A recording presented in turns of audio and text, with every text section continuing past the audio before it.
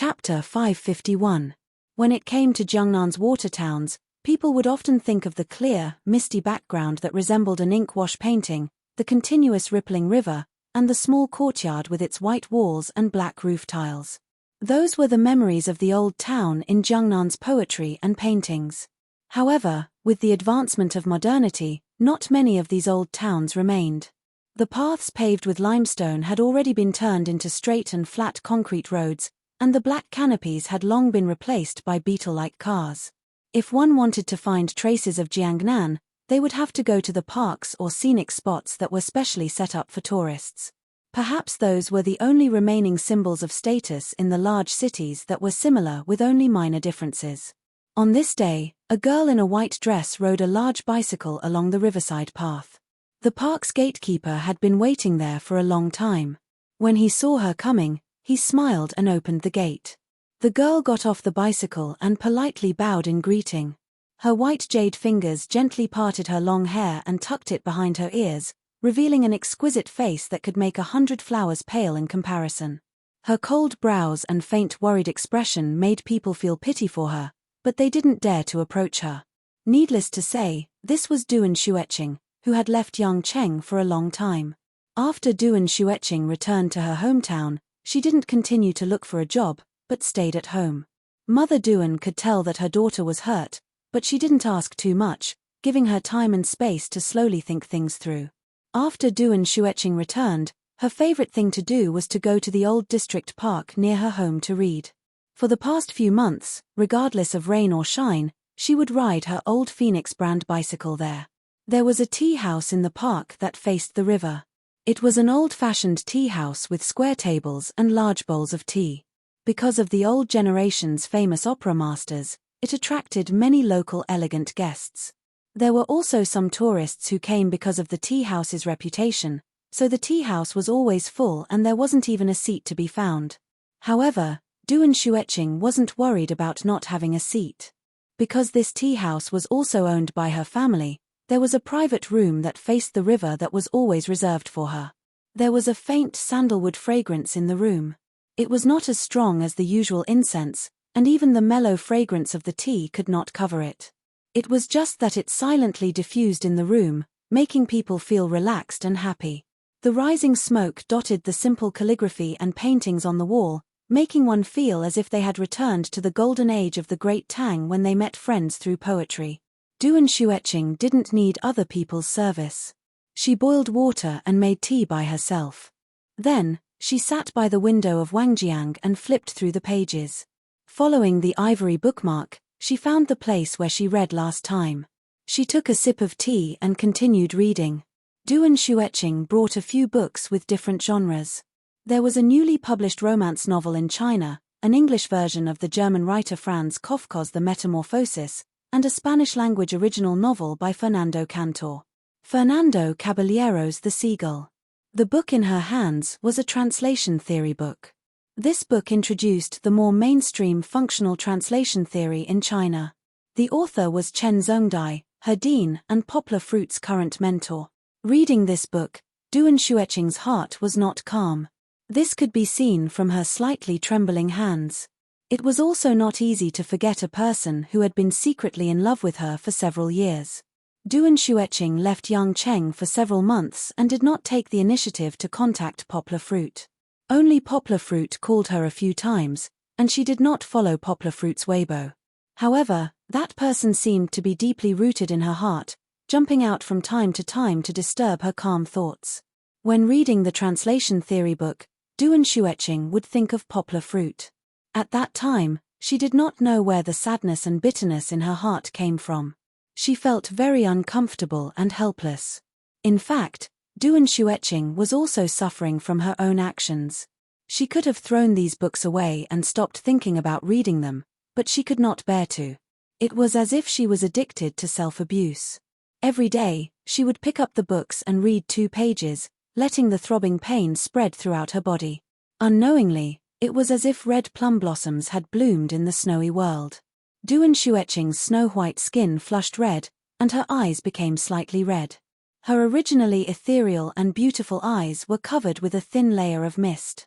Suddenly, a clear voice called out from outside the window, interrupting Duan Xueqing's chaotic thoughts.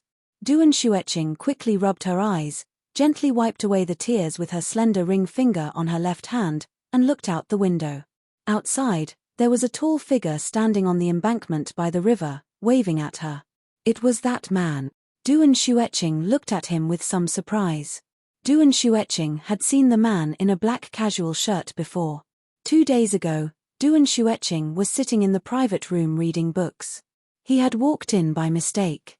Although she was a little frightened, his good manners and polite apology had left a good impression on Duan Xueqing. The man did not pester her too much. He did not even deliberately ask for Duan Xueqing's contact information because of her beauty. After apologizing, he left. Duan Xueqing had a very good memory. Even if her memory was not good, she did not know many people, but she still remembered this rude but polite man. Therefore, when she turned to look out the window, Duan Xueqing recognized him at a glance. However, Duan Xueqing was not surprised because she recognized him. The place where the man was standing was rarely visited by people. Behind the tea house were bushes, and further back was the wide river. The only place to rest was the long and narrow embankment. It was only enough for one to rest on because it was not wide enough for one to step on. If one was not careful, it was very likely that one would miss a step and fall into the water. Don't stand there, it's dangerous. Duan Xueqing anxiously waved at him, and then motioned for him to come down from the embankment. The man saw Duan Xueqing waving at him and was very happy.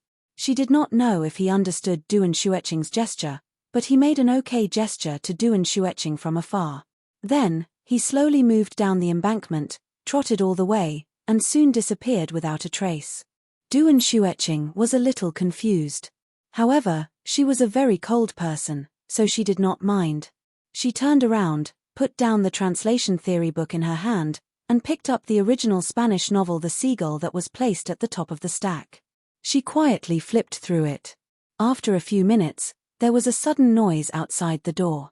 "Sir, this is a private room. You can't go in." The voice of the tea house waiter came in. "I know."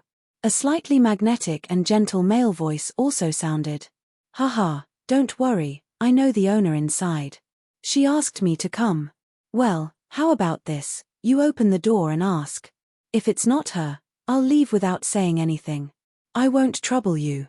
Don't worry." Although he was not necessarily a local, he should be from Jiangnan. Wu Nong's accent was very pure, and it sounded very friendly and not abrupt. He deliberately lowered his voice, as if he was afraid of disturbing the silence of the room. Just like himself, he was polite and well-mannered. Chapter 552. The voice outside paused for a moment, as if hesitating. Then the waiter knocked on the door, breaking the silence of the room once again. Duan Xueqing's brows were already wrinkled. She was silent for a long time. The second knock on the door sounded. This might be the waiter's last attempt. Duan Xueqing was the family of the tea house's boss. In other words, she was someone who could control her career. She didn't have the guts to open the door and enter without permission. Duan Xueqing slowly stood up and walked up to open the door of the private room. The smiling face of the man outside was the first thing that came into view. He was very handsome. Whether it was his height or appearance, he met the aesthetic standards of Chinese women. Especially his smile, it always gave people a feeling of sunshine. It was the complete opposite of Duan Xueqing, the ice beauty's temperament. He wore a very well-ironed black shirt with the sleeves rolled up to his elbows. Casual trousers with heavy hiking boots. There was a sense of unruliness in the seriousness. Freedom and self-control coexisted. "Hello." The man politely raised his right hand and greeted her with a smile. "Miss, this gentleman said that you asked him to come." The waiter looked at Duan Xueqing's face nervously and said, "That's right." The corners of the man's mouth curved upwards, revealing his white teeth as he chuckled. "It's your head," Duan Xueqing thought gloomily. She was just worried that he would accidentally step on the wrong place and fall into the water. In the end, this person actually mistakenly thought that she asked him to come up. She wanted to tell the truth, But Duan Xueqing looked at his bright smile and couldn't bear to. Men were all prideful. Duan Xueqing heard her mother often say this. If she exposed him on the spot, how embarrassed would he be? Duan Xueqing nodded. Then, she hesitated and said lightly, "Come in." After saying that, Duan Xueqing turned and walked to her seat. "Thank you." Before the man came in, he bowed to the waitress and thanked her. Then, he strode in and closed the door behind him. He was a little too familiar, sitting directly opposite Duan Xueqing and chuckling. In fact, Duan Xueqing wanted him to come in and sit for a while. Later, she would find an excuse to send him away. However, the man didn't act according to common sense. He didn't speak. He just looked at her and smiled. Duan Xueqing felt a little uncomfortable. She put down the book in her hand, frowned and asked, "What are you laughing at?" "I say, we can be considered friends from an exchange of blows, right?" The man was still smiling. He made a gesture to ask if Duan Xueqing would allow him to pour the tea. Duan Xueqing took 2 deep breaths and nodded. Then, she looked at the man in front of her who was skillfully washing the cups and making tea and said, "Don't misunderstand. I just told you not to stand on it. It's dangerous." "Oh, is that so?" The man looked a little embarrassed, but then he laughed heartily. "Then I'm rude again. Sorry. If I've disturbed you, I'll leave now." He sat there with no intention of leaving. Duan Xueqing's expression was cold, but she wasn't heartless. She picked up the book in her hand and continued to read. She didn't even raise her head as she lightly said a few words. "No need, drink tea." As usual, she cherished her words like gold. The man didn't feel embarrassed at all. He just continued to make tea. Then, he poured the tea in Duan Xueqing's cup, poured a new cup, and pushed it to her. Duan Xueqing didn't refuse. When she flipped the pages, she glanced at him calmly. Then, she reached out her left hand, pinched the purple sand teacup with her thumb and index finger, and drank it in one gulp. She didn't comment. She just acted as if nothing had happened. She put down the cup and continued to read the book in her hand. The man was calmer than her. After pouring Duan Xueqing a new cup of tea, he poured it for himself and drank it. The private room was as quiet as before. Only the sound of the teacup being placed down could be heard, but it wasn't very abrupt. Duan Xueqing almost forgot that the man in front of her was there. It seemed like she was still sitting alone in the private room, but the tea was automatically refilled. It was too quiet. It was so quiet that it was a little strange. She didn't know why, but this man was different from other men. He didn't take the initiative to talk to Duan Xueqing, and he didn't feel uncomfortable because of Duan Xueqing's disregard. It was like he was another owner of the private room. He boiled the water and made the tea himself. His movements were so smooth and natural that he looked like a master who had been immersed in the art of tea for many years. If you looked at him slowly and didn't look anxious at all, you might even mistake him for a master. Only when the water was boiling did the man raise his head with a chuckle. He didn't disturb her and only gazed gently at Duan Xueqing's cold and beautiful face. This gaze didn't cause much trouble for Duan Xueqing because the man in front of her didn't look at her like he was looking at a beautiful member of the opposite sex.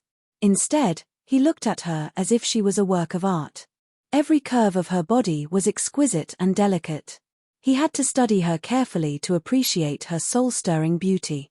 Since it didn't affect her, Duan Xueqing treated the man in front of her as if he didn't exist. She didn't need to think about how to chase him away. In any case, his tea brewing skills weren't bad, so she didn't have to do it herself. Duan Xueqing usually only stayed in the tea house for the morning. She still had to go home for lunch. Although Duan Xueqing's mother basically didn't cook and the nanny did the cooking, she still wanted to spend more time with her mother after she came back. She wanted to make up for being unfilial when she insisted on working in Yangcheng. At 11:30, Duan Xueqing closed the books in her hands and began to pack her things. It wasn't much, just 4 books stuffed into her backpack. "You're going back?" The man stood up and stretched. The corners of his mouth curled up, revealing his signature sunny smile. Duan Xueqing glanced at him and didn't say anything. She just nodded. "Haha, okay, I'm going back too. Thank you for your hospitality today, the man said with a smile. Duan Xueqing was almost 1.7 meters tall, which was considered tall for a girl. The man was only half a head taller than her, but it was enough for him to look down on Duan Xueqing. What hospitality! Duan Xueqing didn't even think about entertaining him. However, with Duan Xueqing's character, she didn't argue. She just calmly carried her bag. Oh, I remember now. The man patted his head as if he really forgot. He smiled and said, I haven't introduced myself yet. My surname is Bai, and my name is Pai Nh1. I'm a wedding photographer. Oh, right, Ting is the Ting from the Imperial Court, and Yuan is Yuan Fang. What do you think of Yuan? Haha. As he said that, he laughed happily to himself. Duan Xueqing didn't laugh. She wasn't that easily amused. However, she didn't continue to be aloof and just said her name calmly, Duan Xueqing. Duan Xueqing didn't really like this man, but she didn't hate him. She kept a certain distance and didn't reject him. After that, Duan Xueqing did not say another word, nor did she pay any attention to him. She walked past Pai Nh1 lightly, leaving only a light minty fragrance. Chapter 553. In the past few days, Poplar Fruit had been competing with the Miaodao. The training of cold weapons and martial arts could be said to be two different things. When Poplar Fruit practiced the knife, it was almost like turning a page and starting from scratch. Every morning, after Poplar Fruit practiced 2 sets of martial arts by himself, he would practice the knife under Xiong Kehu's guidance. With Poplar Fruit's super memory, he quickly memorized all the moves, but memorizing them was one thing, and whether he could use them smoothly was another. In addition to the moves, Xiong Kehu also asked Poplar Fruit to swing the 2 knives through the bushes, but the blades must not hurt a single leaf. In the beginning, Poplar Fruit was like a lawnmower. Wherever he went, flowers would wither and willows would wither. It was very frightening. This was also a sign that he did not have enough control. After all, Poplar Fruit was not proficient yet. He could not be like Xiong Kehu, where the 2 Miaodao were like an extension of his limbs. He could stab, chop, lift, and pick as he pleased. In order to be able to smoothly control these 2 brand new long weapons, Poplar Fruit could be said to be inseparable from the knives. Other than eating, sleeping, and hugging Kiki, he had to hold the 2 Miaodao and practice.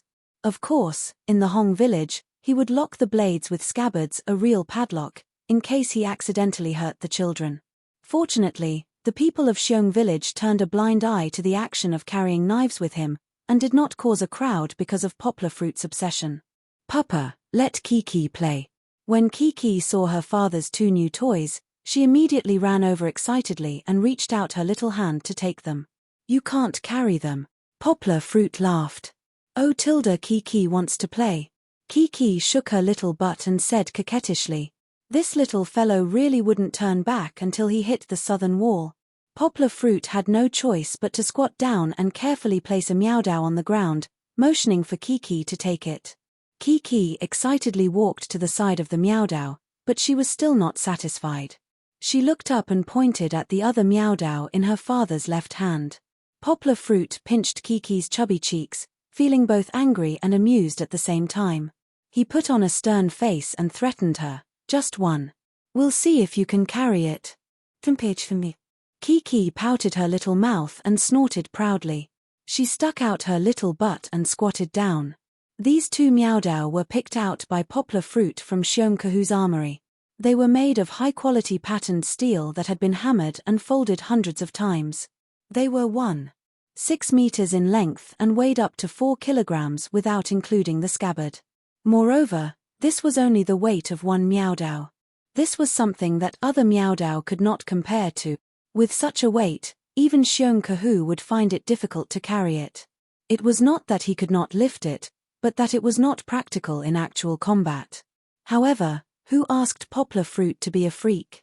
With his strength that went against science, the weight of these 2 Miaodao was only just up to the standard. The other Miaodao that were about 2 kilograms were a little light in Poplar Fruit's hands. It felt as if he was holding a bamboo pole, uncomfortable. There was no need to guess. Kiki would definitely not be able to lift such a heavy Meowdow.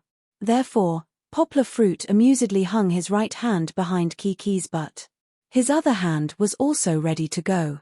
He was ready to hold Kiki's little butt with one hand and catch the Meowdow with the other when Kiki let go. Yaya. Kiki half-squatted, her two little hands hugging the handle of the Meowdow.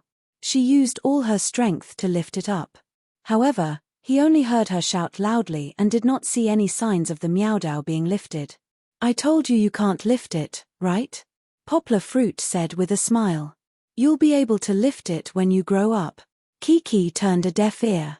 She pouted and stood up, her cute little face showing a very unconvinced look. Poplar Fruit looked on in surprise. The little guy actually twisted her little butt, spread her legs, and got into a decent horse stance. What was going on? Poplar Fruit had n number of question marks in his heart.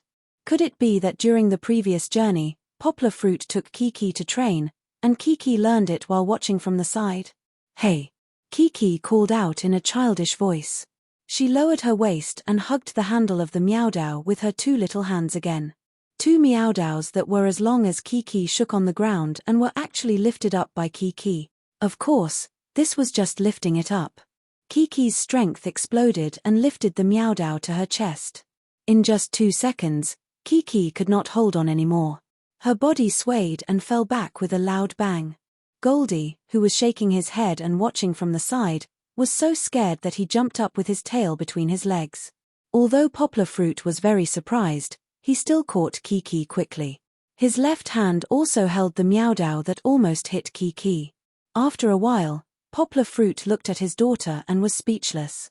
This was already a miracle. One had to know that Kiki was not even 1 year and 4 months old. Kiki grew up on milk powder, but her physical fitness was very good. She was taller and smarter than children her age, but this could not hide the fact that she was young. Besides, even a 3 or 4-year-old child might not be able to lift a Meowdow that weighed nearly 9 kilograms including the scabbard. Oh! Kiki was not excited at all. In her opinion, not being able to pick it up was a failure. She snuggled in her father's arms, the index fingers of her two little hands pressed together, and lowered her head unhappily. Kiki is already very powerful. Poplar Fruit smiled and touched Kiki's little head. He threw the two Meowdows aside, hugged his daughter and comforted her. "When Daddy was your age, I couldn't even pick up a small knife. When you grow up in the future, your strength will also slowly increase." Poplar Fruit smiled and said, "When the time comes, not to mention this knife, Daddy will let you play with anything Kiki wants to play with. But, Kiki also wants to be like Daddy, to become very, very powerful." Chichi waved her small fists in a heroic manner and mimicked the Shingy Fist's forward punch. Although it wasn't a standard move, it was still somewhat similar. Poplar Fruit had an idea. He smiled and asked, "Then, Kiki, can you exercise with Daddy in the morning?" "Okay." Kiki blinked her big bright eyes and answered in a daze. Poplar Fruit had such a plan for a long time. His kung fu was already good enough to open the door and take in disciples, but he did not have this intention. He only wanted to wait for Kiki to grow up a little and teach her all the kung fu he knew. Now was a good opportunity, so Poplar Fruit took the opportunity to bring it up. Of course, Poplar Fruit did not expect a 1-year-old child like Kiki to have much perseverance to learn kung fu. He did not even expect Kiki to be able to get up early. It was unrealistic.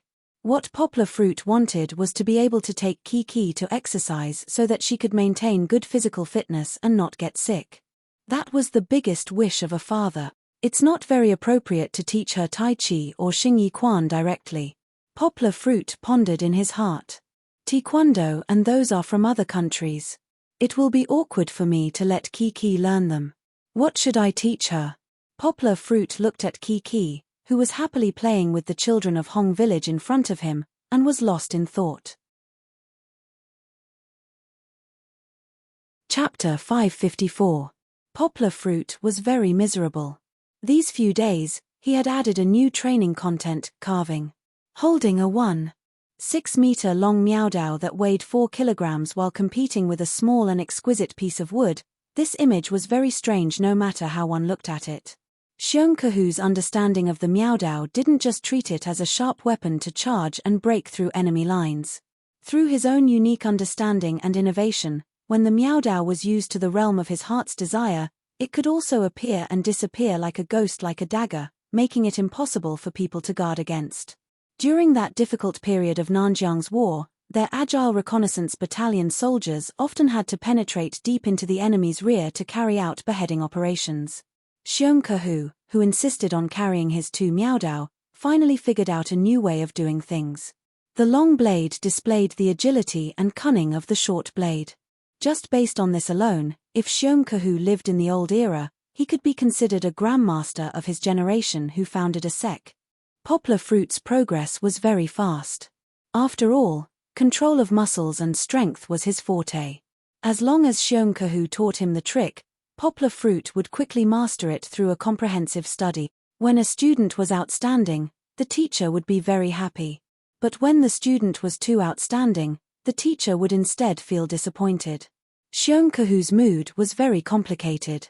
Seeing Poplar Fruit learn so fast, and thinking about how he used 2 years to master it and 5 years to be praised as a genius by the old ancestor, there was no need to mention that kind of depressed feeling. However, being good at using a knife didn't mean that one could carve well. Poplar Fruit was jokingly called lacking in artistic cells by his friends since he was young. Not only was it reflected in music, but he also had no talent in art. Ugly melon cracked jujube, this word was best used to describe Poplar Fruit's work. He tossed and turned for half a day with Goldie as the model. In the end, it looked like a big head with a thick neck and a short tail like a pig. Goldie glanced at it and even shook its tail disdainfully. At first, Xiongkehu was still a little depressed, but when he saw Poplar Fruit's work, he laughed loudly, clasped his hands behind his back, and went back proudly. A ruler has its shortcomings, and an inch has its strengths. From another perspective, Poplar Fruit's talent in martial arts was nothing to be envious of. Just as he was about to throw the Poplar Fruit away, he was intercepted by Kiki, who had just returned from playing with Sister Xiaolin. "Wow!" Kiki exclaimed as if she had discovered a new continent. Then, a few syllables came out of her mouth. "Say what?" Poplar Fruit realized that he didn't understand, so he asked in confusion. Kiki said it's nice. Xiong Xiaolin translated for Poplar Fruit. This little fellow had unknowingly learned so much of the Miao language. Poplar Fruit scratched his head. Kiki had really surpassed her master. "No, I have to learn the Miao language as soon as possible. I can't lose to the little fellow." "Papa." When Kiki saw her father turn his head to look at Sister Xiaolin, she became nervous. She was afraid that this wooden carving would fall into his hands. Poplar Fruit came back to his senses. He looked at the ugly wooden carving in his hand and asked Kiki, "Do you want it?" "Yes, yes." Kiki nodded vigorously, and then stretched out her hand high. Pink hearts were about to jump out of her big eyes. "The little piggy is so cute. Kiki likes it so much." Poplar Fruit's face darkened. "What little piggy? This is a dog, okay?" Poplar Fruit naturally couldn't be an accomplice. He gently corrected her. "This is a little dog. Papa carved it according to gold. It's too ugly. Next time, Papa will carve a beautiful one for you." "Papa, you're lying." Kiki pointed at the wooden carving and shouted loudly, "It's obviously a little piggy." "Well, if you say it's a little piggy, then it's a little piggy."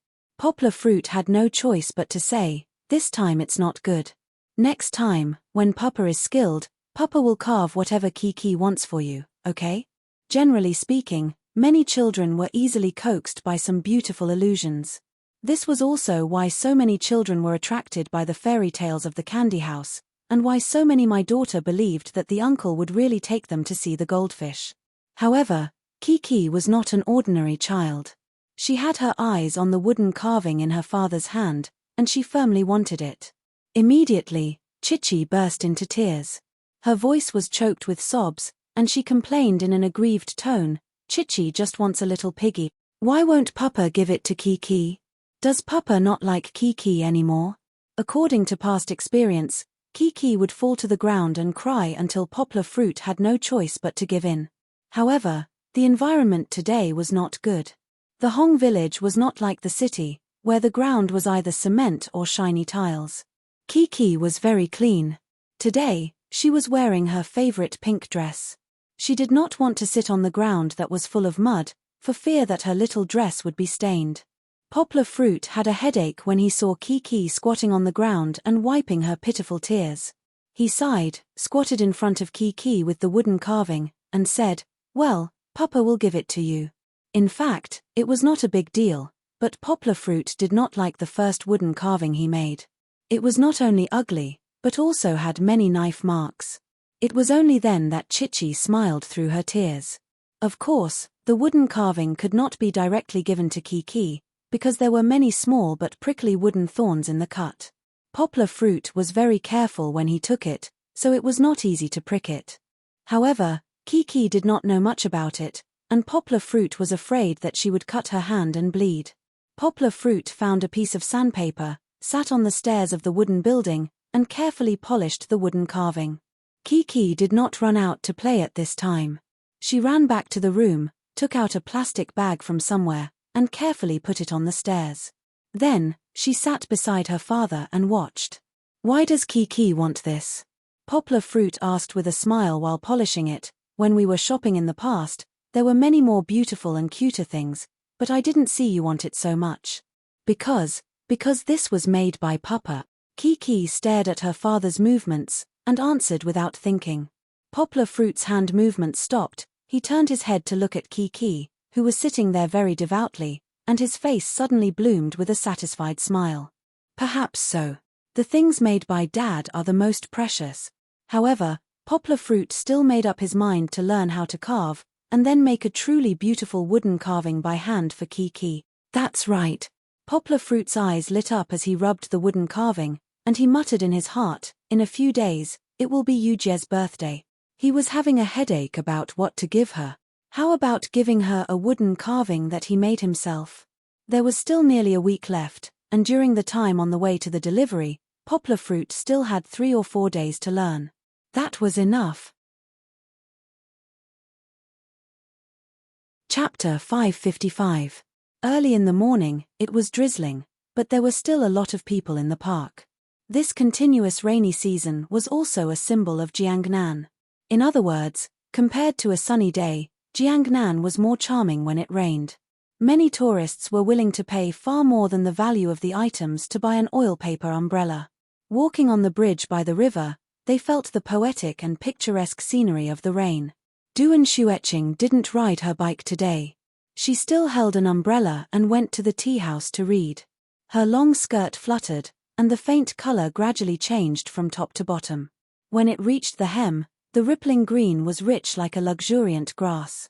After all, her family was in the fashion industry, although it was just a shop that sold clothes. Duan Xueqing's clothes looked very simple, but they were definitely not ordinary cheap goods. Whether it was the design or the materials used, it was impossible to buy one without 1,000 or 800 yuan. However, clothes were only a foil. No matter how beautiful the clothes were, if there was no eye for matching and a suitable figure, then no matter how beautiful the clothes were, it was useless. Duan Xueqing happened to meet both conditions. Although the umbrella covered most of her face and she was not as stunning as a flower, her tall figure and flowing long hair attracted the eyes of people along the way.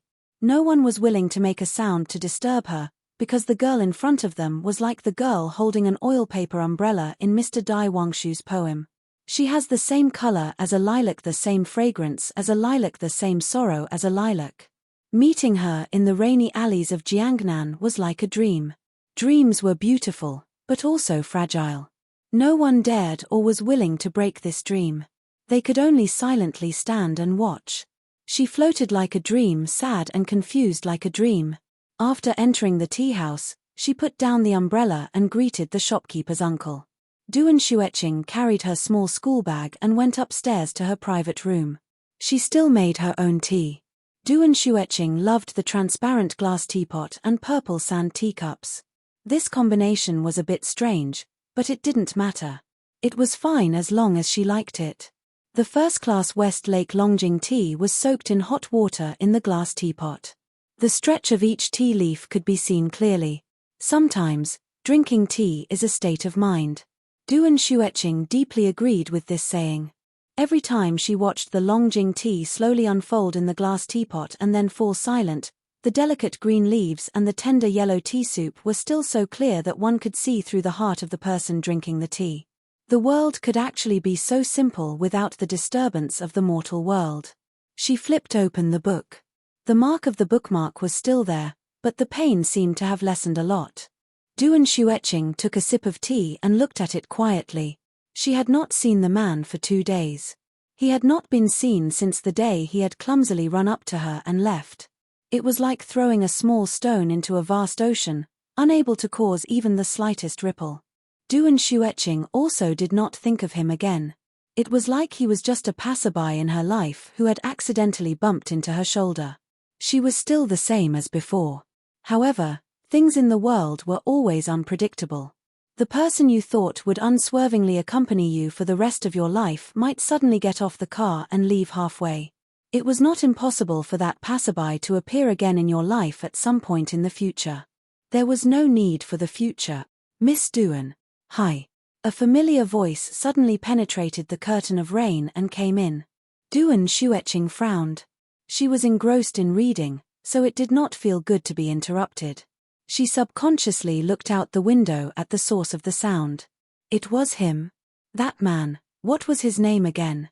It seemed to be surnamed Bai, the same as her favorite color. Right, his name was Pai Nh1. Duan Xueqing stared at the guy standing on the dam for a while before she remembered the name of this passerby. It was quite funny. Pai Nh1 carefully stood on the dam that was slippery due to the rain.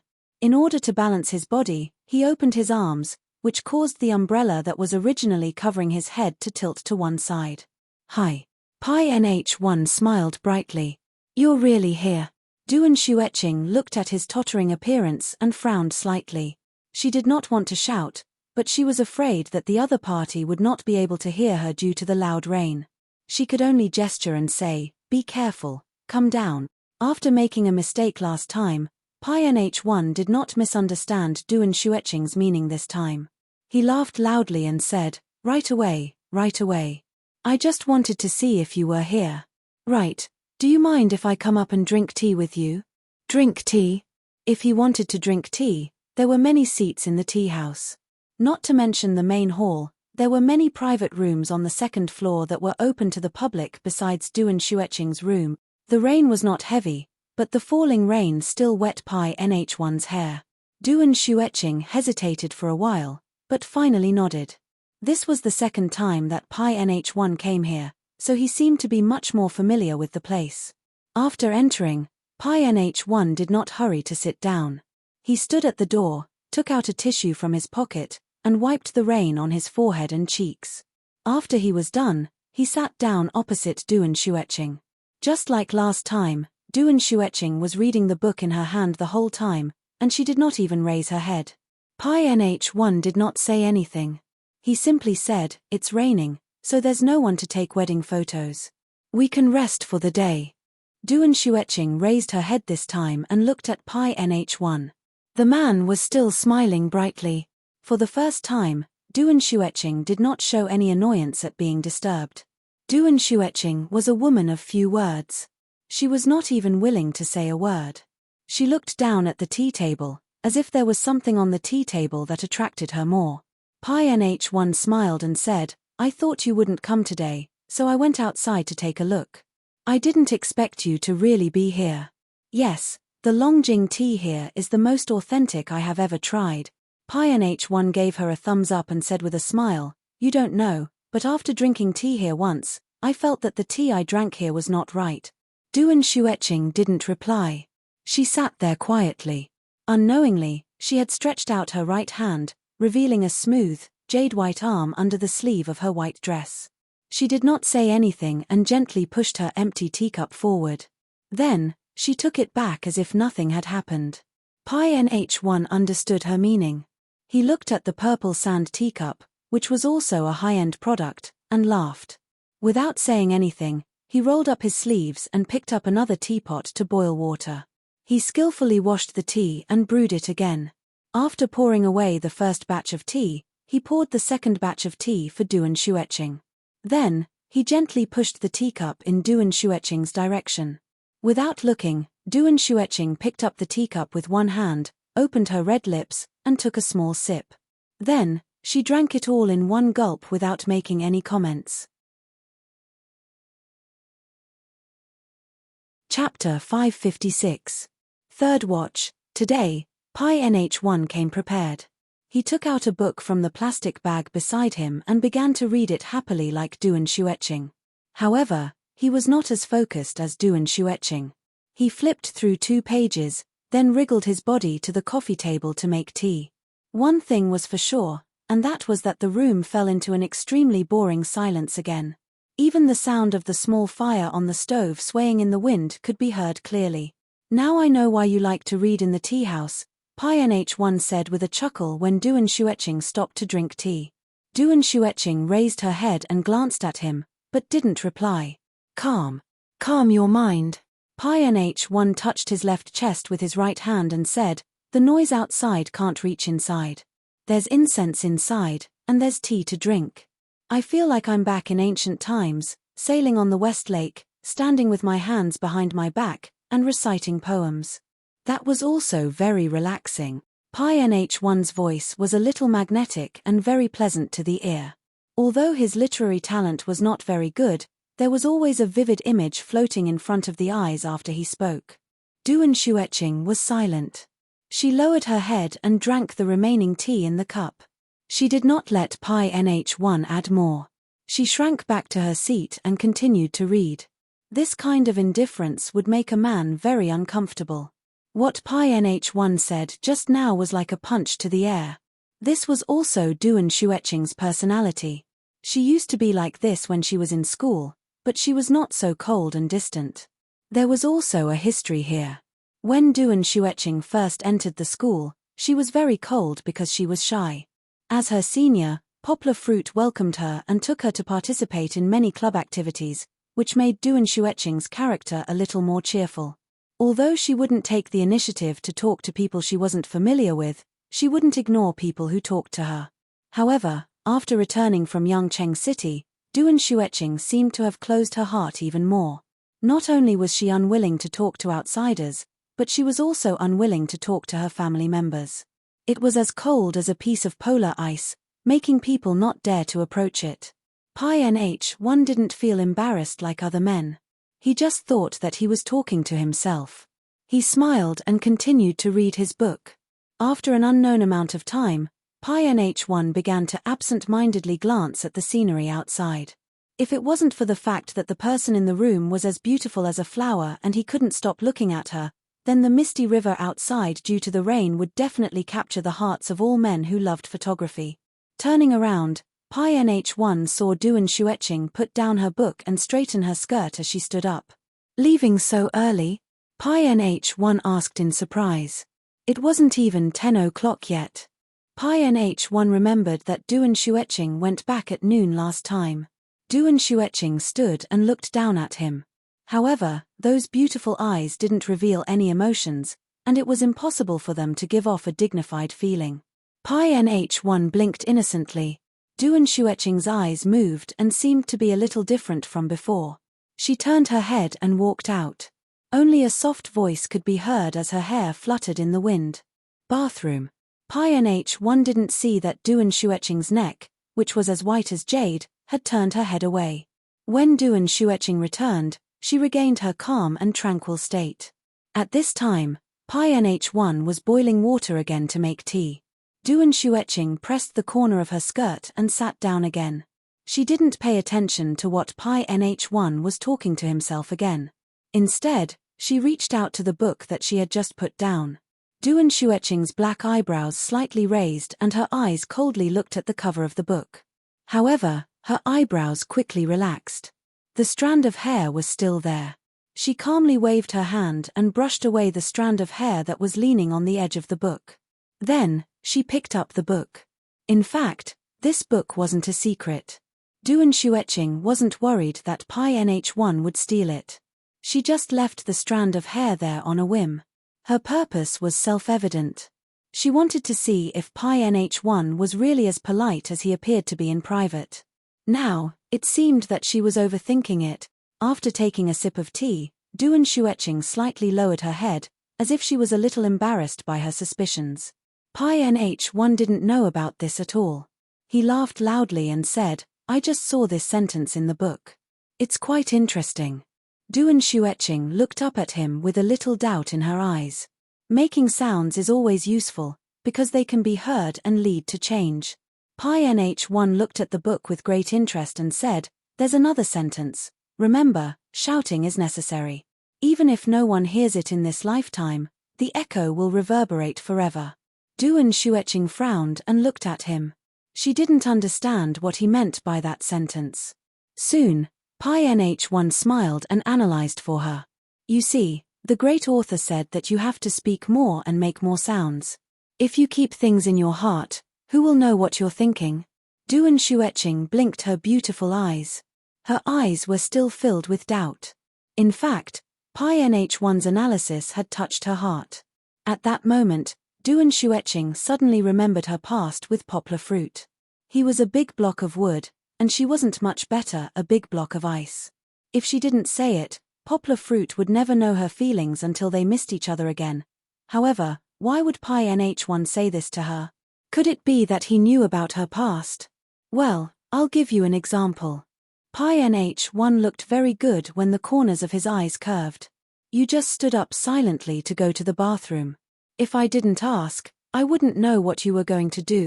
Who knows, I might be distracted for a moment and turn around, thinking that you left me behind. That would be terrible. What about the bill?" Pi NH1 made a fearful pose, as if he cared about that little money. In fact, it was an exaggeration. Chinese men were a little male chauvinistic. Pi NH1 was the same.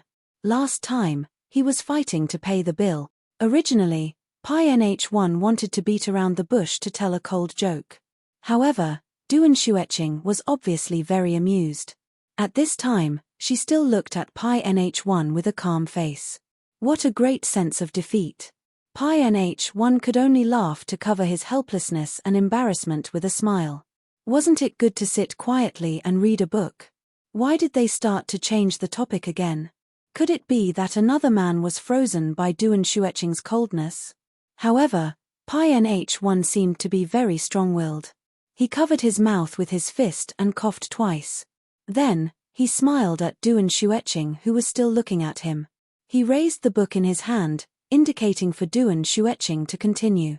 However, the moment he lowered his head, a slender hand reached across the coffee table and reached in front of him. Chapter 557. Duan Xueqing's hands were born to play the piano. Her wrists were slender, her fingers were long, and her hands were white and clean. Her hands were beautiful. They weren't covered in blue veins like a man's hands, nor were they painted with bright nail polish. Other than a string of agate prayer beads, there were no other accessories that could steal the limelight. In fact, Duan Xueqing had been practicing the piano since she was a child, and she played the piano quite well. Her wealthy family gave her an unimaginable environment to grow up in. She had a dedicated piano room and a teacher hired with a lot of money. What was rare was that even her teacher liked her talent. However, she had no intention of developing her career in music, and the piano could only be her hobby. "Give it to me." Duan Xueqing's voice seemed to come from a secluded valley, cold and ethereal. At the same time, it also woke up Pi NH1, who was staring at her hands. Pi NH1 raised his head. The admiration in his eyes had not completely disappeared. He looked at Duan Xueqing in shock, not knowing what she meant. It seemed like this was the first time that Duan Xueqing had taken the initiative to speak when they were so close to each other. "I've waited for so long." Duan Xueqing saw that he didn't move. She turned her hand over and pointed at the book in Pi NH1's arms. Her cold and elegant face revealed a trace of dissatisfaction. Oh. Pi NH1's lips drew back into a smile. He shook his head and picked up the book and put it in Duan Xueqing's hands. Duan Xueqing didn't notice that Pi NH1's book was the Reader's Digest annual report. It was one of those pirated books that could be sold at a 10 yuan bookstall on the roadside.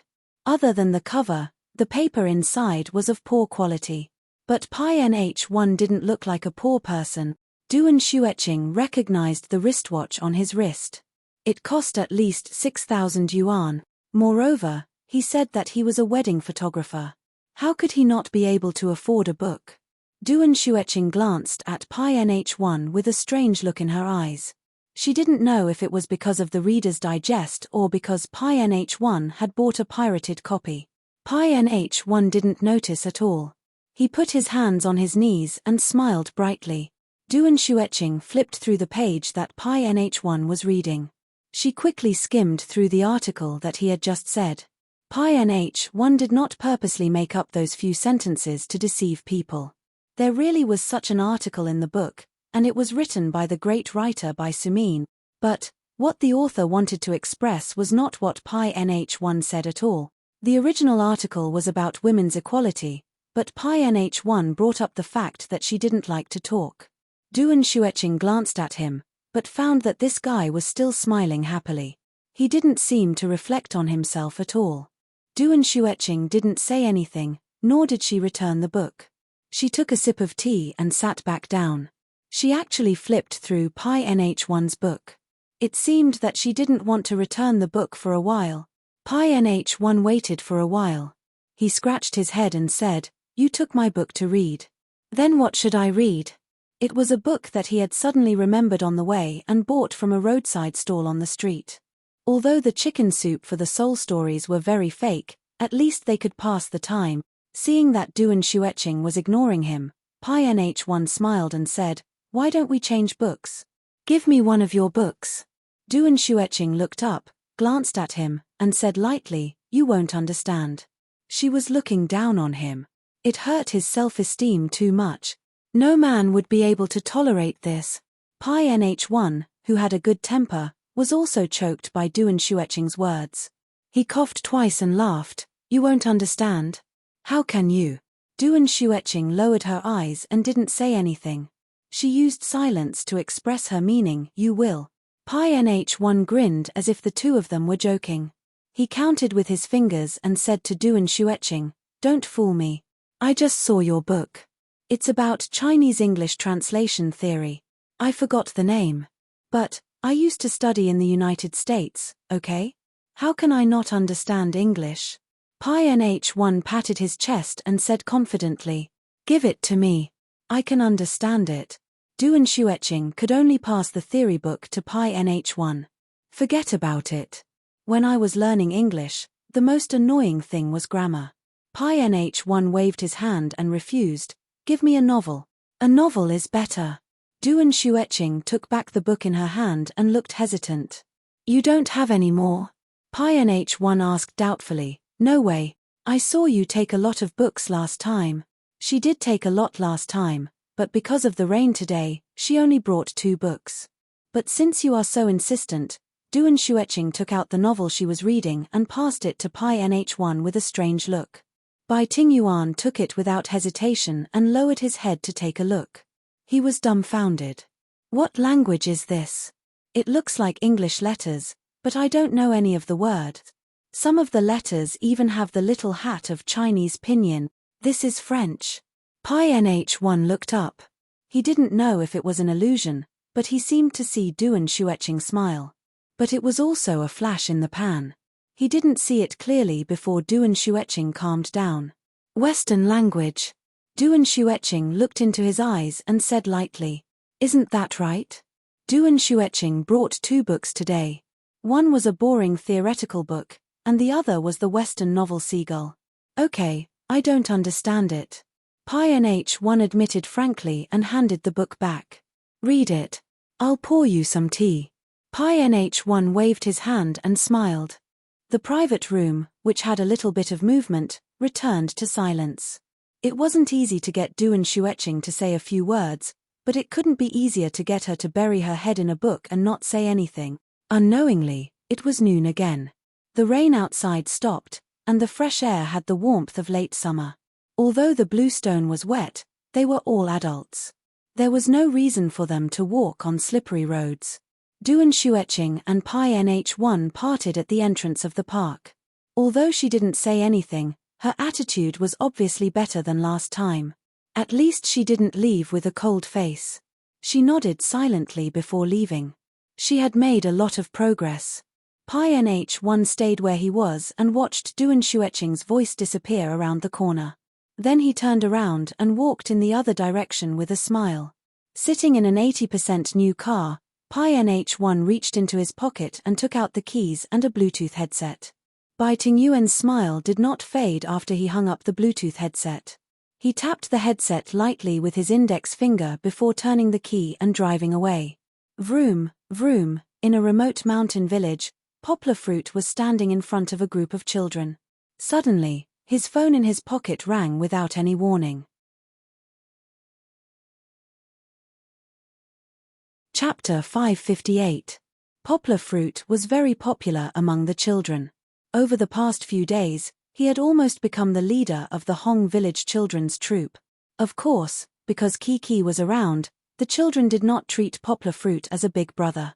However, Poplar Fruit's gentle and generous attitude towards Kiki and all the children was envied by all the children. This incident started with a small matter that happened on the second day after Poplar Fruit went up the mountain. That afternoon, Poplar Fruit had just finished washing his and his daughter's clothes. The water was cold at night, so they usually took a shower early in the mountain. He was drying the clothes in the backyard. Inadvertently, he looked up and saw Xiong Xiaofeng sneakily walking through the wooden building's lobby with a few little ones who still had snot dripping from their noses. Chichi also covered her mouth with both hands and followed behind them like her brothers. Poplar Fruit could not help but laugh. He deliberately shouted, "Yang Luochi, how many of you still remember Kiki's full name mathematical intersection symbol _ mathematical intersection symbol? What are you doing?" It must be said that this young Guo was too naughty. She suddenly yelled, scaring the children. In that instant, Xiong Xiaofeng and the others who were tiptoeing forward suddenly froze. Bang! In the blink of an eye, a white object slid down from Xiong Xiaofeng's clothes and fell to the ground along his upturned buttocks, making a dull thud. Poplar Fruit looked at it curiously and found that it was the iPad he had bought in Shicheng. His mind flashed and he finally understood what they were doing. Xiong Xiaofeng must have gone out to brag to his friends about the iPad he had played with. Poplar Fruit had not played with it since he bought it. It was all taken by this little guy.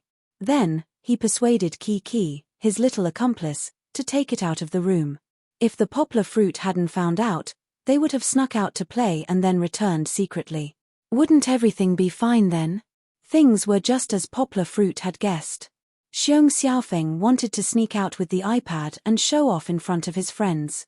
In the end, he was discovered by Poplar Fruit as soon as he slipped downstairs. Moreover, the iPad that he had hidden behind his back had fallen off. Xiong Xiaofeng's friends were all scared out of their wits, but Xiong Xiaofeng was in an even worse state. His mind was completely blank, and the only thing left was his consciousness, which repeatedly muttered, "I'm dead. He's dead." The Hong Stockade village deep in the mountains was different from the modern metropolises. The education concept of the people there was still very traditional. To put it simply, there was only one word to describe it: fight. A filial son is born from the rod. Spare the rod and spoil the child. In the Hong village, it was common to see adults chasing after disobedient children with bamboo sticks that were as thick as fingers. Unlike in the city, where children were treasured and cherished, they were afraid of dropping them or melting them in their mouths. Parents couldn't even bear to scold them, let alone whip them. These Hong Stockade village children were usually very naughty, but the deep-rooted fear of their parents' rod education made them immediately understand that they had made a big mistake. When they returned home that night, their buttocks would be bleeding again. However, to Xiong Xiaofeng, being beaten by his father was a small matter. What really struck him like a bolt from the blue was that he had dropped the iPad. Xiong Xiaofeng knew the value of an iPad. At that time, he was also there when Poplar Fruit was negotiating with the store. If it was broken, he wouldn't be able to pay for it even if he sold himself. What should I do? What should I do? Xiong Xiaofeng stood there helplessly, his whole body trembling. Bean-sized tears rolled in his eyes, as if they would roll down anyone who touched him. Among the 6 of them, only Kiki, who didn't know the immensity of heaven and earth, wasn't nervous. Instead, she was particularly excited that her father had caught her doing something bad. Ah, ah, ah. Chichi covered her eyes as if she was stealing a bell, and screamed loudly. However, listening to her voice, she seemed to think it was quite fun. Poplar Fruit walked over, feeling angry and amused. He ignored the iPad that had fallen on the ground, squatted down, and gently slapped Kiki's little butt. He deliberately said with a straight face, "Young Luochi, do you know what you are doing?" Poplar Fruit didn't expect that his straight face didn't scare Kiki. Instead, it scared Xiong Xiaofeng, who was on the verge of collapse. When Xiong Xiaofeng saw Poplar Fruit's scary look, he thought that he had come to criticize him. In an instant, he couldn't hold back his tears. With a wah sound, he opened his mouth and cried loudly. The more he cried, the more scared he became. The more scared he was, the more he cried. Xiong Xiaofeng's tears rolled down his eyelids, forming 2 streams on his dark face. At this time, Kiki also stopped screaming.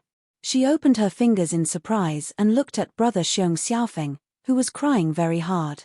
A lot of question marks appeared on her little head. Why is brother Xiaofeng crying? Xiong Xiaofeng's crying was like a fuse that lit up the fuse. The remaining 4 children of the Hong village were also provoked and fought to be the first to cry. Later, the real victim, Poplar Fruit, didn't know whether to laugh or cry. It took him a lot of effort to coax the 5 children. Poplar Fruit naturally didn't care about a small iPad. Not to mention that it wasn't broken, even if it was, he wouldn't let Xiong Xiaofeng pay for it.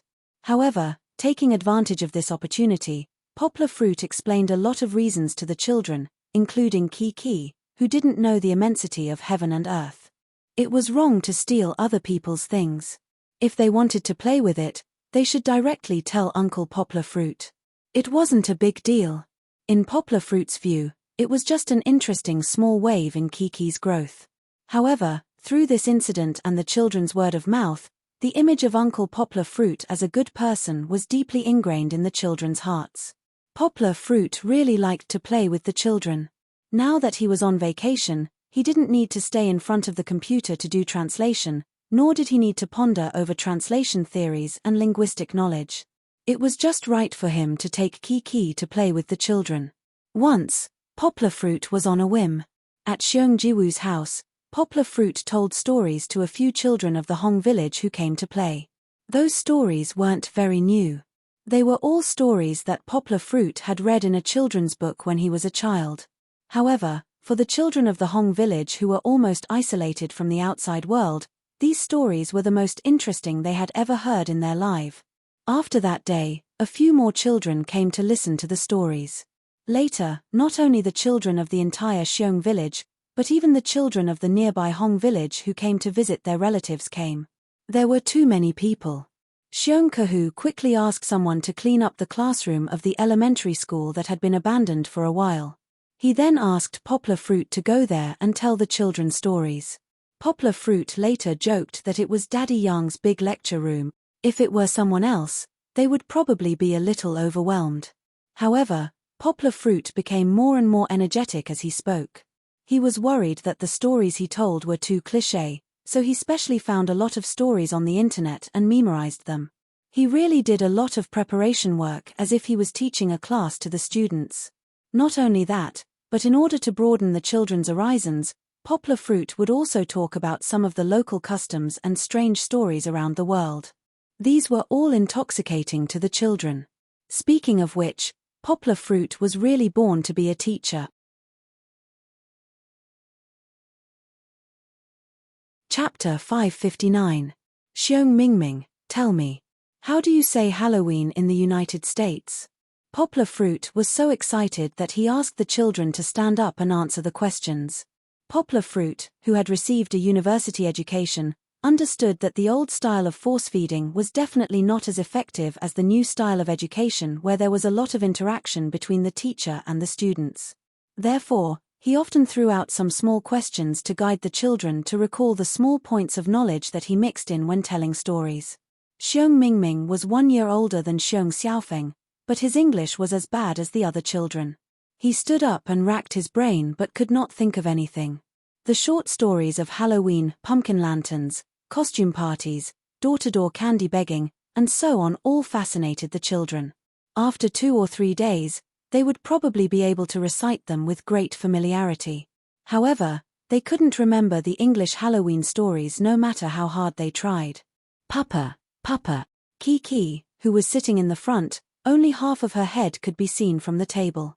She shook her little but uneasily, raised her hand high, and shouted confidently, "I know." Poplar Fruit, of course, knew that she knew. Kiki inherited her father's memory. However, the little girl's desire to show off was too strong. She rushed to answer a few questions at the front, so Poplar Fruit decided to give the opportunity to the other children. Poplar Fruit smiled and said, "Kiki, put your hand down. We'll let Brother Mingming answer." Xiong Mingming lowered his head in shame and said softly, "Teacher, I don't know." "It's okay," Poplar Fruit smiled and comforted him, "I'll give you a hint." At this time, the phone in his trouser pocket vibrated. Previously, he only turned off the sound and did not completely turn off the phone. Poplar Fruit reflexively pulled out the phone. He glanced at it and pressed the call. Then, he put the phone on the podium and ignored it. "Teacher told you about it just now," Poplar Fruit said with a smile, "the English of Halloween. The first few sounds like we usually say hello in English. How do we say hello in English?" Poplar Fruit had said this before. Because it was relatively simple, the children in the Hong village said loudly, "Hello." "Right," Poplar Fruit said with a smile, "right, then, how do you say Halloween in English?" "Mingming, think about it again." "Hello. Hello." Xiong Mingming scratched his head and repeated the words over and over again in deep thought. Yang Guo saw that Chichi was already somewhat unable to restrain herself from twisting and turning on the chair. He smiled and stretched out his hand to press the air, indicating that she should not be anxious. "I remember now." Xiong Mingming's eyes lit up. Ha Wei asked, "It's Ha Wei who asked." Although his pronunciation was not accurate, he did not disappoint Poplar Fruit and remembered the word. Poplar Fruit clapped his hands and gave him a thumbs up with a smile. Then, he praised, "Right, it's Halloween." Then, he turned around and wrote the word on the old blackboard behind him. Then, he taught the children to read it over and over again. After all, their English was poor. Except for Kiki, the other children made mistakes. However, Poplar Fruit was very patient. He walked to them one by one to correct their pronunciation. It was not until lunch that the children were reluctantly taken home by their parents. Several children from other Hong village who came from afar were also taken home by their parents. Everyone in the village was quite poor.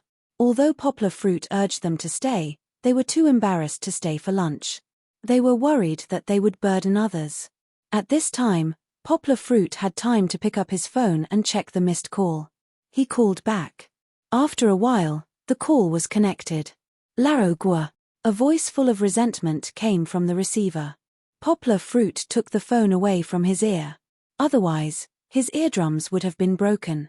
Hearing this name, everyone should know who the caller was. That's right, it was Song Jiwen. Kiki, who was being held by her father, heard the voice. She blinked her big watery eyes and asked curiously, "Uncle Mosquito? What did you do?" Poplar Fruit nodded to Kiki, then asked with a smile, "Why do you sound like a resentful woman?" "You're still talking about it." Song Jiwen wailed and said, "Didn't you finish the meeting long ago? Why aren't you back yet? How many days have you been wandering outside?" Poplar Fruit looked at the phone screen. It was indeed Song Jiwen. That was strange. This guy was heartless. When had he been so concerned about him? Poplar Fruit took his daughter to play outside. Fong Beibei often talked to him on the phone. His mother and other family members also asked him to tell them that he was safe. Song Jiwen's mother and Poplar Fruit's godmother, Liu Suqin, would also ask about his well-being. This was normal. But when did Song Jiwen become so concerned about him? Did the sun rise from the west? "You don't have a fever, do you?" Poplar Fruit asked curiously. "Hey, what are you talking about? Can't I care about you?" Song Jiwen said confidently. With his daughter by his side, Poplar Fruit couldn't complain to Song Jiwen. He could only hold back his laughter and said, "Come on, you care about me. If you have something to say, just say it. Don't be so weird. You're giving me goosebumps." Song Jiwen grumbled a few times in dissatisfaction. Then, he told him the reason for his anger. "That little pepper is here." It turned out that when Song Jiwen came back from work yesterday, he was humming a tune as he walked out of the elevator. He bumped into Chen Anlan, who was anxiously pacing back and forth in the corridor. To be exact, he almost bumped into Chen Anlan's back. In the end, Chen Anlan's conditioned reflex caused him to be thrown out by Chen Anlan, who thought he was a pervert. He fell until his bones were about to fall apart. It was a big deal to fall on all fours and lose face. "Ah, isn't she going back to school?" Poplar Fruit asked curiously. "Why is she here in Yangcheng?" After listening to Song Jiwen's explanation, Poplar Fruit found out that Chen Anlan somehow managed to convince the elders in her family. After getting permission, she came to Yangcheng to find a place to open a Taiji dojo. Chen Anlan was already in her 4th year of university. She didn't need to go to class. At most, she would have to go back to hand in her thesis and attend the graduation ceremony. Since the 4th year of university was a year of internship and job hunting, she could be considered to have met the school's requirements by starting her own business in Yangcheng. Of course, other than opening a dojo to test out her new management concept, Chen Anlan also had another purpose in coming to Yangcheng. That was to find Poplar Fruit to spar. So, the moment she got off the plane, she went to the address Poplar Fruit gave her. "Brother, I'm already calling you brother," Song Jiwen said with snot and tears. "You don't know how bad little Pepper's temper is. Hurry up and come back to take her away."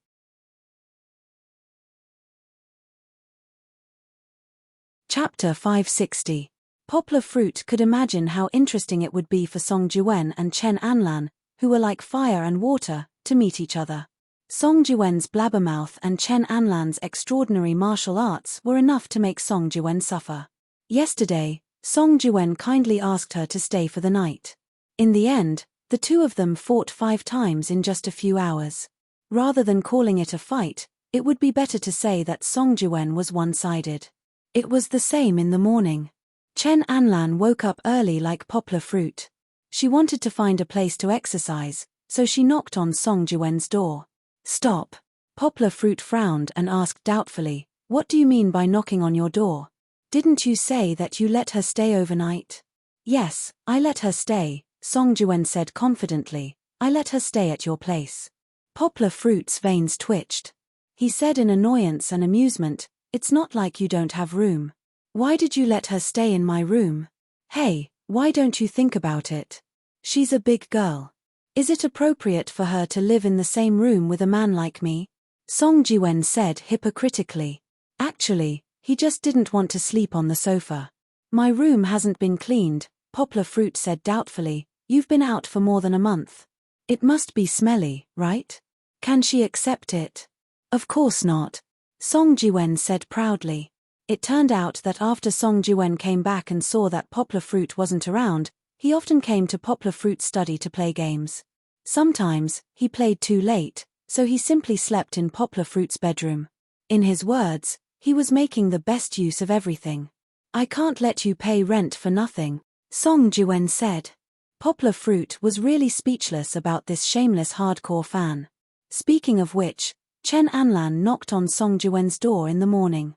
He knocked several times, but no one answered. Song Jiwen was a typical night owl. He slept soundly before 11 o'clock in the morning. How could Song Jiwen hear Chen Anlan knocking on the door? Later on, Chen Anlan increased his strength and knocked on the door so hard that the ground shook. However, Song Jiwen rolled up his blanket and went back to sleep. When Chen Anlan saw that Song Jiwen was ignoring her, little Chili Pepper's temper flared up. She took 2 steps back and arched backwards. Suddenly, she sped up and jumped up. Her short but well-proportioned and beautiful right leg kicked out. Catcher! Bam! The thick wooden door was kicked open by her kick. Chen Anlan landed firmly on the ground. In a cloud of dust, she strode into Song Jiwen's bedroom. She pulled up Song Jiwen, who was sleeping soundly under the blanket, and gave him a good beating. Woo-woo. Song Jiwen pretended to cry. He was pretending. In fact, Chen Anlan did not hurt him at all. At first, Chen Anlan did not hit him well as he was blocked by the blanket.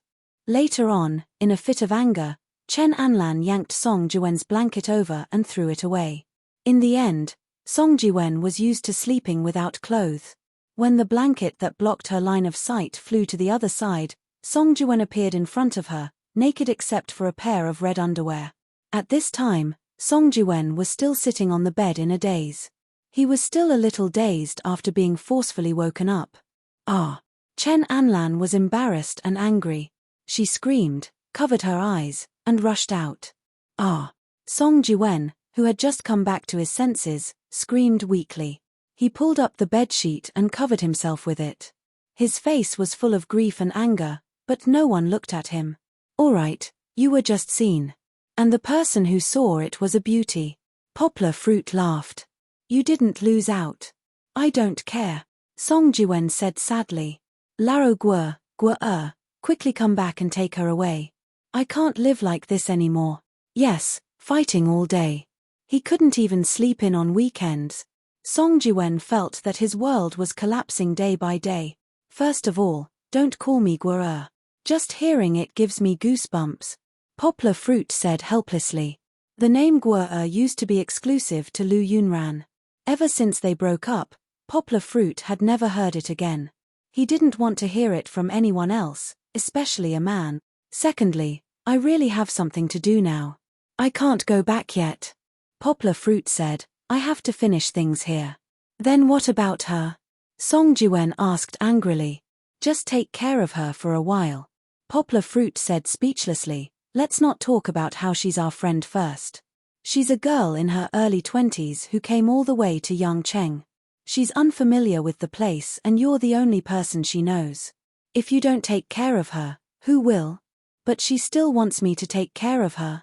I'll be thankful if she doesn't bully me. Song Jiwen still wanted to argue. What's there to butt about?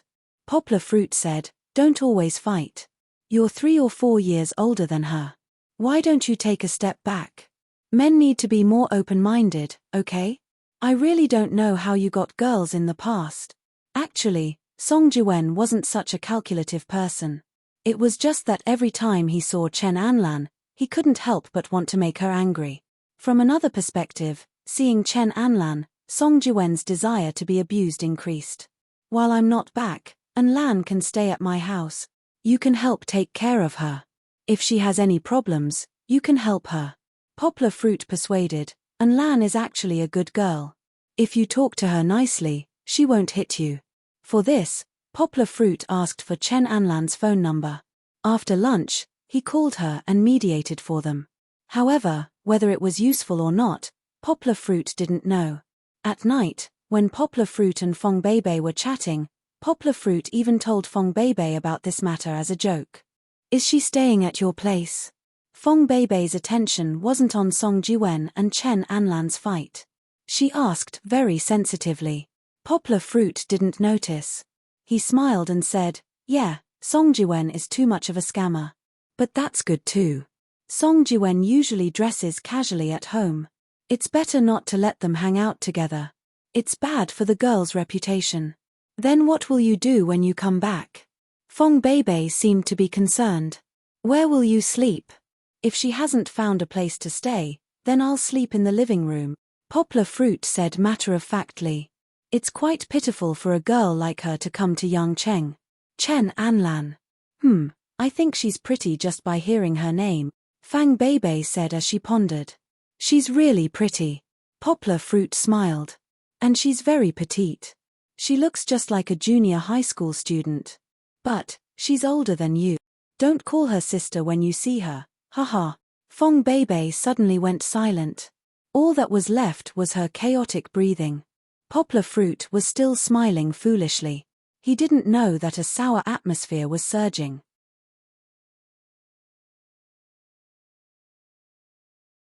Chapter 561. Hey, is the line disconnected? Poplar Fruit asked in confusion when he couldn't hear Fong Beibei's reply. The internet signal on the mountain wasn't very good, but the phone signal was still pretty good.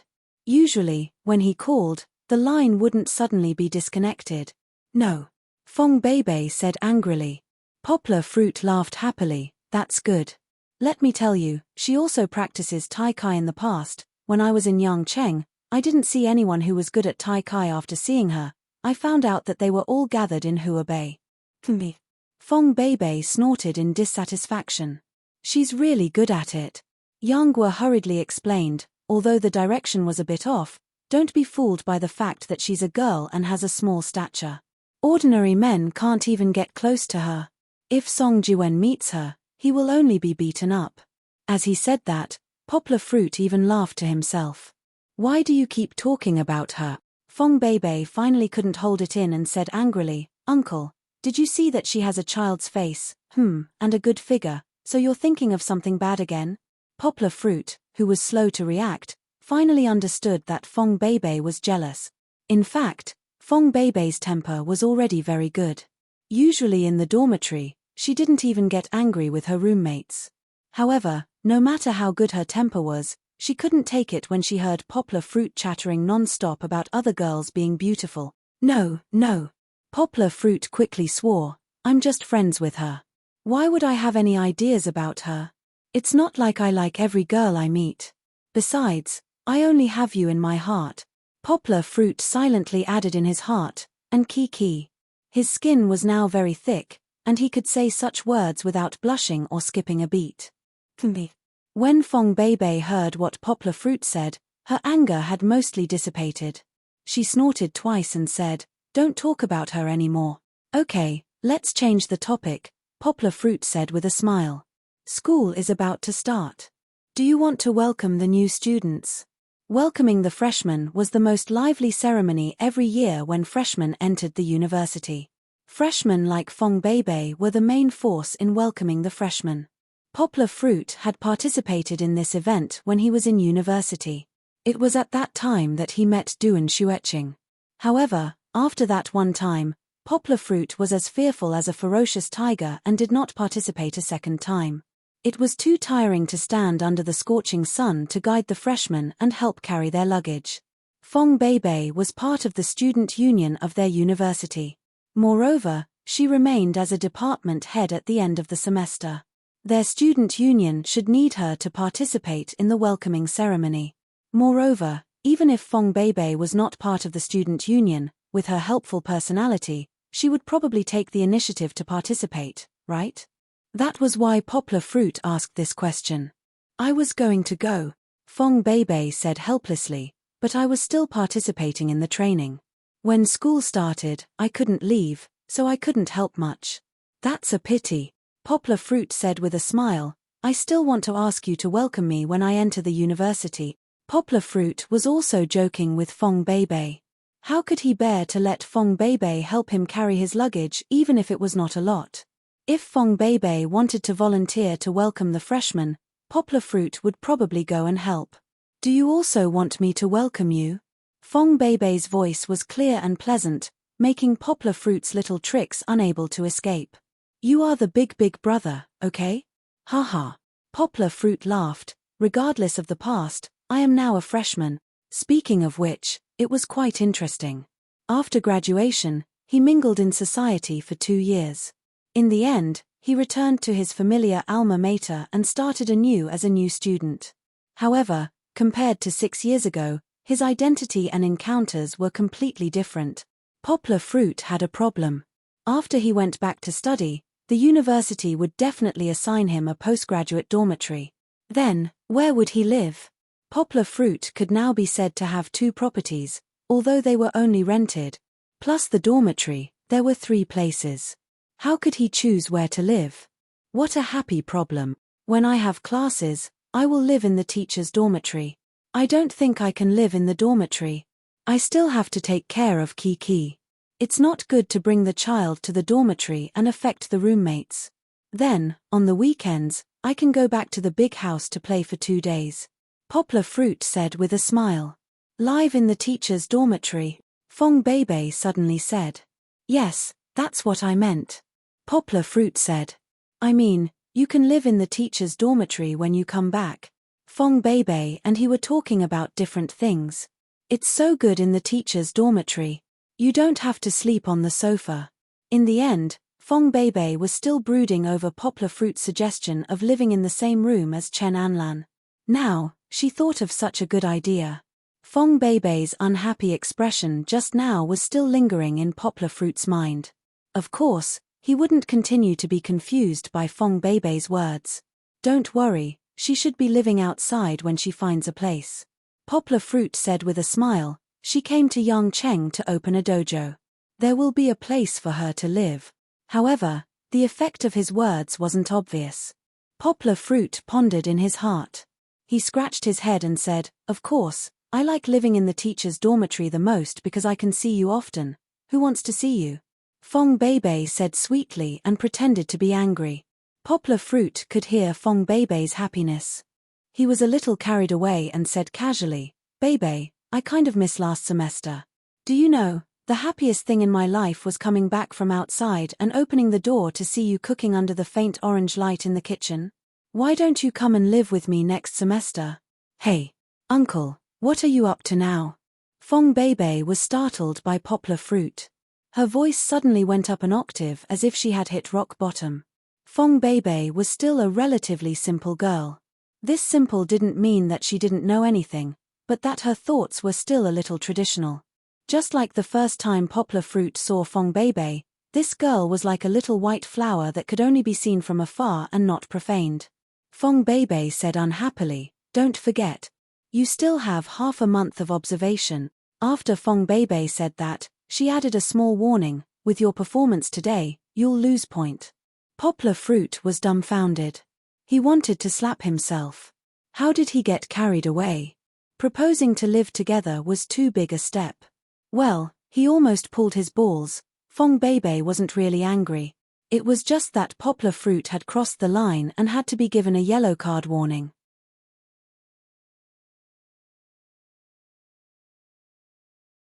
Chapter 562. At night, the Hong village, which had very little nightlife, was quiet. Only the chirping of cicadas could be heard in the entire village. Kiki went to bed early on the mountain as well. Following her brothers and sisters around during the day had consumed a lot of her energy. However, Kiki's appetite had obviously increased due to the frequent running and playing, which made Poplar Fruit very happy. Poplar Fruit couldn't sleep so early. He lay on the rattan chair on the balcony and stared blankly at the computer. Of course, Yang Guo was actually thinking about something. She was multitasking. On one hand, she was thinking about what to teach the children in class tomorrow. On the other hand, she was studying how to perfect her plan to let the children be able to read books. Goldie was curled up next to Poplar Fruit, squinting its eyes and enjoying its owner's caress. Buzz. Buzz. The phone suddenly vibrated without warning. Goldie immediately felt it and sat up on its stomach with a quiver. Staying up late again, Poplar Fruit took out his phone and saw that it was Zhang Yujie calling. He mumbled and picked up the phone. Poplar Fruit patted Goldie's head and signaled it not to be nervous. He then smiled and said to Zhang Yujie, "Why are you so late again? What's wrong with being late? It's not like I don't know that you're definitely not lying in bed at this time," Zhang Yujie said rudely. "Hey, I'm just concerned about you, okay?" Poplar Fruit smiled and said, "I sleep late because I have a good physique. You're a girl, sleeping so late every day. Be careful that your eye bags will fall out before you're 30 years old." "Oh, what should I do? I feel that my eye bags are really big recently." Zhang Yujie immediately changed her sweet voice and whispered in Poplar Fruit's ear. Poplar Fruit shivered as if he had poured a glass of ice water in winter. He said helplessly, "What else can I do? Don't work so hard. Rest early." "Alright, you called me so late at night. Is there any good news? I knew you were heartless." Zhang Yujie pursed her lips and patted the pillow next to her. "I haven't called you for so long, and now you're talking about you. Your concern is just lip service, isn't it?" Poplar Fruit laughed and said, "You even care about this? It couldn't be, right? Yujie, you're much older than me. Just because I'm older than you, does that mean I can be ignored?" Zheng Yujie was in high spirits today. She actually imitated my daughter and started to make a scene. She laughed and shouted, "I'm a girl. As a man, shouldn't you take the initiative to ask about her well-being? Why are you so anxious about those computers? Do you want to do a good deed to please your kind-hearted friend of my daughter?" Poplar Fruit was very rational and did not respond to this topic. He just smiled and explained, "I am concerned. Didn't I tell you not to stay up late and rest early? Besides, it's useless even if I say it. Aren't you doing it according to your own ideas?" The two of them chatted noisily for a while before returning to the main topic. "You really found it?" Poplar Fruit asked in surprise. "Found it. But do you know how hard it is to find it?" Zheng Yujie proudly took credit. "It has to be cheap and easy to use. There is no computer on the market that meets your requirements." "Then how did you find it?" Poplar Fruit asked curiously. "I asked my friend to go door to door in Zhongguancun and found someone in a basement." Zhang Yujie laughed. That person was called Cai Simon, a hardware expert. It was worth mentioning his education. Zhang Yujie said that Cai Simon was a person who came to work in Zhongguancun's computer city before graduating from junior high school. After 5 years in Zhongguancun, Cai Simon now opened a small computer assembly shop. In order to make his business the best, Cai Simon not only knew all the hardware produced by major manufacturers like the back of his hand, but he also taught himself to program and even understood the Linux system. His business level is average, he doesn't make much money a year, but his computer assembly skills are the best in Zhongguancun's computer city. Zhang Yujie introduced. "So our computer was assembled by him?" Poplar Fruit asked excitedly. "That's right." Zhang Yujie laughed. "But it's a little different from ordinary computers." "A little different? Actually it should be said that it changed from the inside to the outside." Cai Simon figured out a new computer with very low specs. The CPU, graphics card, memory, etc. were all the cheapest, and the system was also modified by him based on Linux. One had to know that the most common Windows system required a lot of configuration. For a computer like Cai Simon's, the hardware configuration was completely unable to support the simplest XP system. Therefore, Cai Simon could only use Linux to upgrade Android to 4, which was released last year. System 0 was modified to match the operating system of the computer screen. "It's called the Android Comet system," Zhang Yujie said. Not to mention how bad the name was, the Comet system couldn't be compatible with too many software. For example, common software like QQ would become very weird after being amplified by the Android Comet system. In order to complete this work, Cai Simon spent a lot of effort. He even carefully transplanted the open-source Firefox browser into the system. However, after it was launched, just like its name, it was like a comet across the sky. In the blink of an eye, not even its shadow could be seen. It wasn't hard to understand. His computer was sold for 1,500 yuan, but who couldn't afford to buy a computer in Zhongguancun for 2,000 to 3,000 yuan for a low-specs Windows computer? Since there was no difference in price, why would others want to buy his computer? Then why did we choose it? Poplar Fruit asked curiously. "The specs are good. And it's cheap." Zhang Yujie laughed. "It's mainly because it's cheap. I asked someone and he's willing to sell it for 1,000 yuan. Didn't you say that the specs are very low?" Poplar Fruit asked curiously. "We can't buy inferior products for children just because it's cheap. Low specs, then it depends on what it's compared to." Zhang Yujie laughed. "It has 2 gigabytes of RAM and 32 gigabytes of hard disk. Compared to the computers we use, it's really too small. However, compared to a mobile phone system, don't you think that the specs are already very high? I tried it with a prototype. Although I can't afford to play large games, I can still watch videos and use small applications like Office software. Don't look down on the hard disk." Zhang Yujie turned into a technical enthusiast. She explained to Poplar Fruit, "Cai Simon said that we can spend some money to buy a small server, then he can build a workstation for us. It can supply at least 50 computers like his."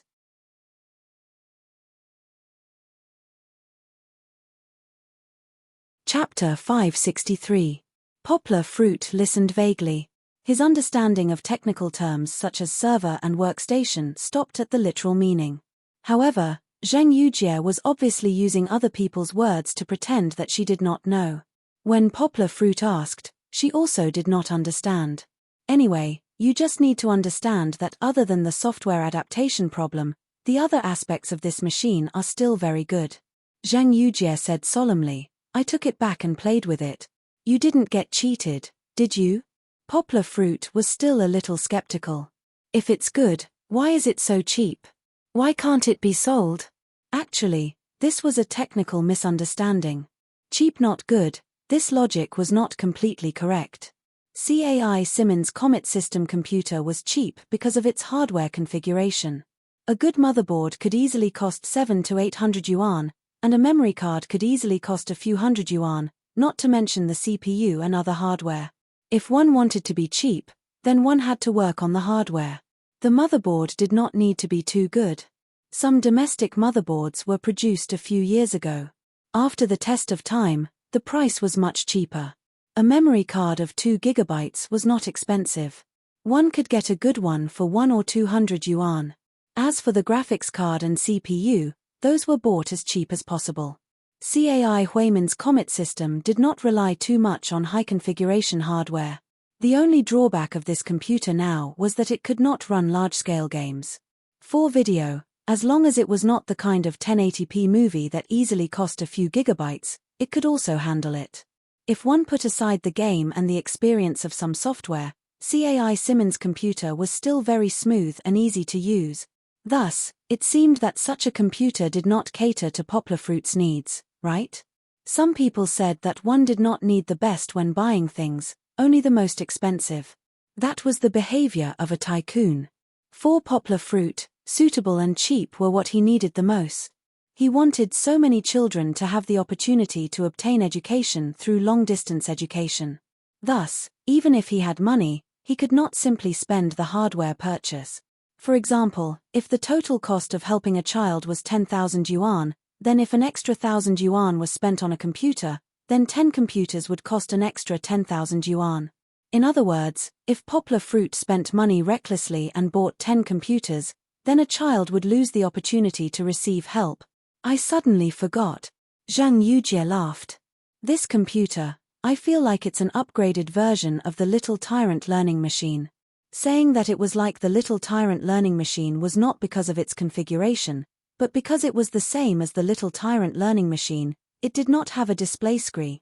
It's like a big keyboard that's a little thick. Of course, it's also equipped with a mouse. Zheng Yujie found it funny when she thought about it. When you use it, you'll need an external display. Don't worry about the display. Zheng Yujie said, my aunt's company has a cooperation with Lenovo. They can sell us a batch of display screens that need to be cleared after the replacement at the price of 200 yuan each. Seems like it's quite good. Poplar Fruit scratched his head. Listening to Zheng Yujie's exaggerated descriptions, Poplar Fruit was very doubtful if it was really that good. He did not know how to make a decision now. Quick, give me the address. I'll get someone to send 2 over tomorrow for you to try.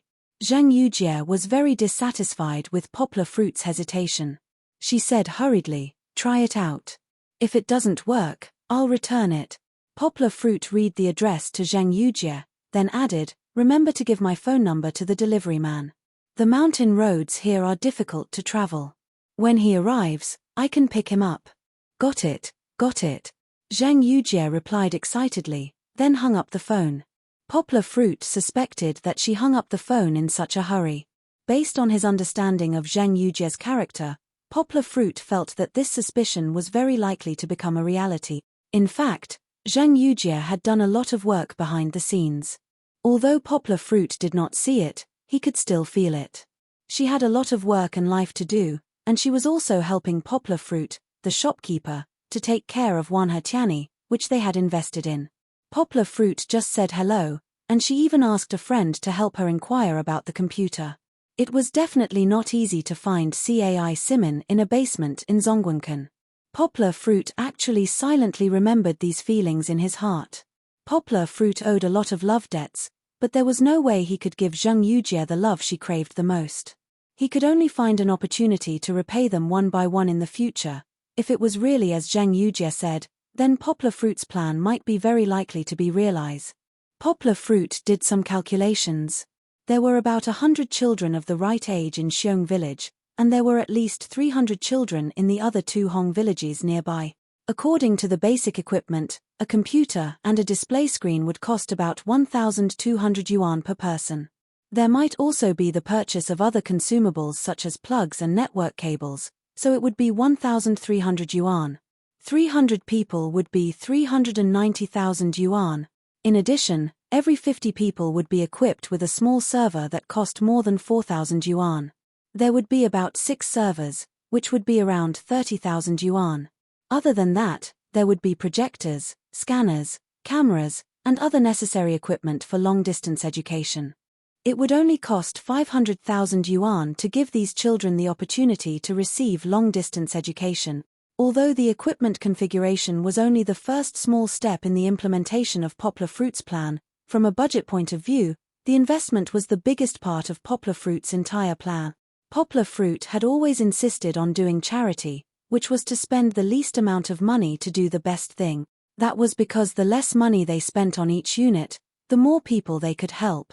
After receiving the good news, Poplar Fruit became more and more energetic. He was so excited that he couldn't even fall asleep when he climbed back into bed.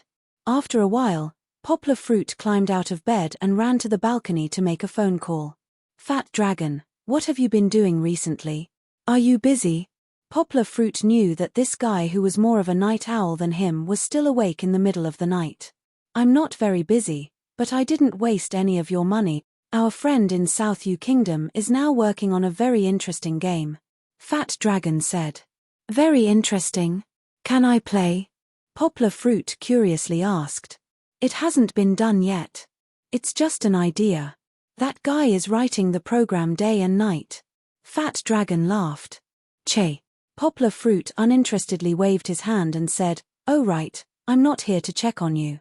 I have a private matter that I need your help with." "Okay. Whose computer do you want to hack?" Fat Dragon excitedly asked. "What are you thinking?" Poplar Fruit snappily laughed. "I want you to come over to my place and help me look at something." "Where are you?" "Fuck. Why did you go to that remote corner of Guishan province?" Fat Dragon glanced at the surveillance software on his phone and cried out.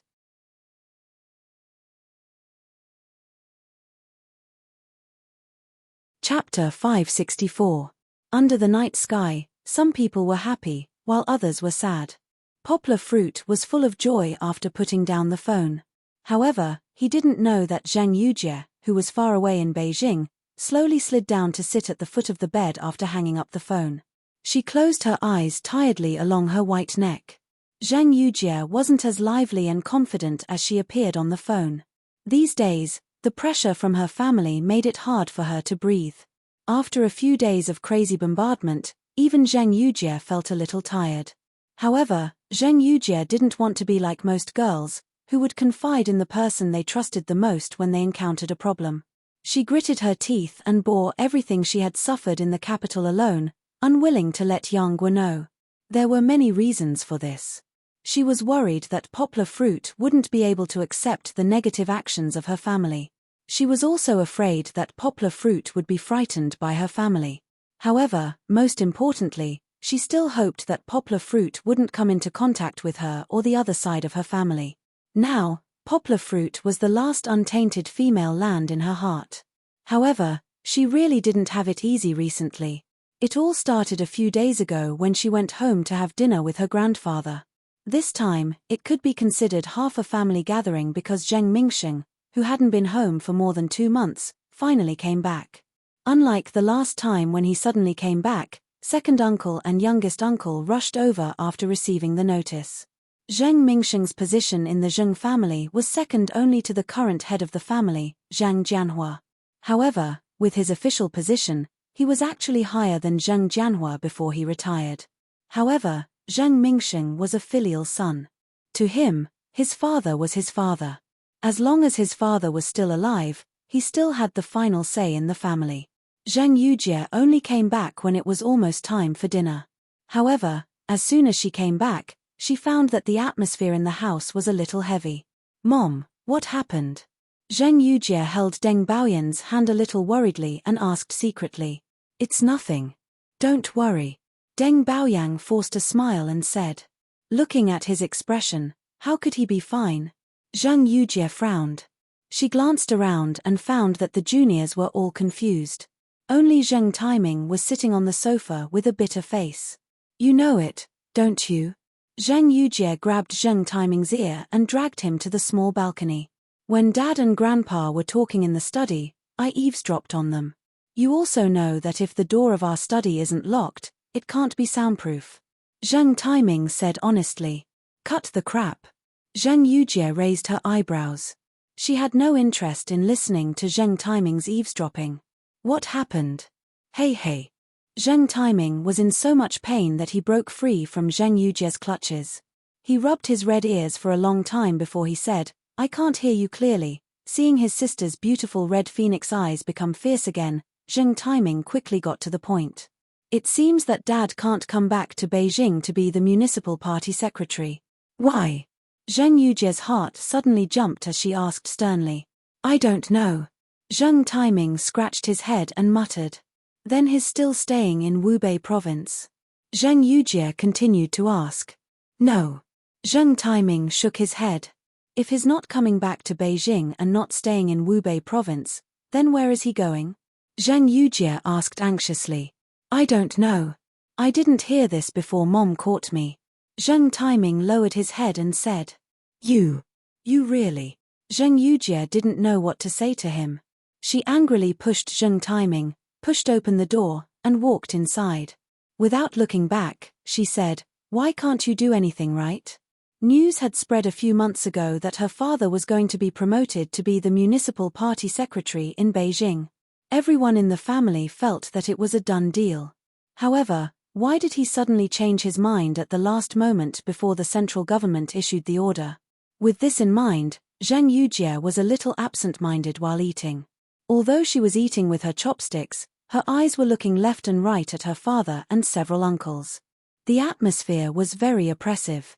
Even the two usually naughty cousins and the youngest cousin were so scared that they only dared to bury their heads in the rice. They didn't even dare to make a sound. The only one who was calm was Zheng Jianhua, who had experienced countless ups and downs in his life. He ate and drank well, as if he was the only indifferent cliff in the storm. Zheng Mingsheng didn't eat much. Instead, he had been drinking tea. He hesitated for a while before finally putting down the cup heavily. Bang! This sound gave everyone a fright. "Okay." Zheng Mingsheng looked at his two younger brothers indifferently, then looked at Deng Baoyang sitting to his right. He said slowly in a voice that was neither soft nor soft, "Isn't it just a change in the transfer order? It's not like the sky is falling down. What are you worried about? I originally didn't want you children to know so early." Zheng Mingsheng looked around at the third generation of the family. All of them had their heads lowered. He felt a little sad in his heart. Zheng Mingsheng's ability to be an official was obvious to all. It could be said that among the many large families in Beijing, there might not be many as outstanding as him. When he was walking on the path of an official, Zheng Jianhua's help could be said to be very little. Even for several decades, he didn't receive much help from the family. However, he still fought his way from the secretary of a county magistrate in a remote county to the current position of the leader of Hubei province. If his journey was written, it would definitely be a very inspirational official novel. However, Zheng Mingsheng himself was doing very well as an official, but the Zheng family had always been in a state of not being very popular. In the second generation, other than him carrying the banner, the other second and third brothers, as well as the fourth sister who didn't come today, all wasted their youth on a piece of newspaper and a pot of tea. As for the third generation, Zheng Mingsheng was even more disappointed. Zheng Yujie was still working hard and made some achievements in the publishing house, but she didn't walk on the path of an official. Of course, she was a girl and couldn't ask for too much. Zheng Mingsheng, whom he had high hopes for, was quite smart, but it was only in small matters. He was also lazy and gluttonous. At least for now, he had always disappointed Zheng Mingsheng. Needless to say, The other third-generation juniors were too cowardly and couldn't be put in an important position. Do I really have to find a large family for marriage? This thought flashed through Zheng Mingsheng's mind. However, the pride in his heart made him immediately throw this thought to the back of his mind. Speaking of which, it was quite interesting. Zheng Mingsheng wasn't a stubborn person. Otherwise, he wouldn't have come so far. However, there was an indomitable and proud soul hidden in his body.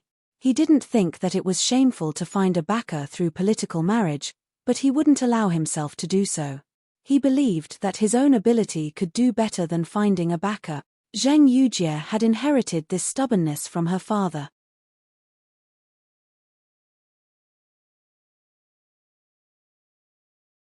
Chapter 565. It was another clear morning. The sun had yet to rise, but the sky was still as bright as a blue mirror. If one looked far into the western horizon, one could still see the pale white moon that had yet to set below the horizon. At this time, the mountain was very humid. The water vapor condensed in the forest and finally accumulated into pearl-sized water droplets.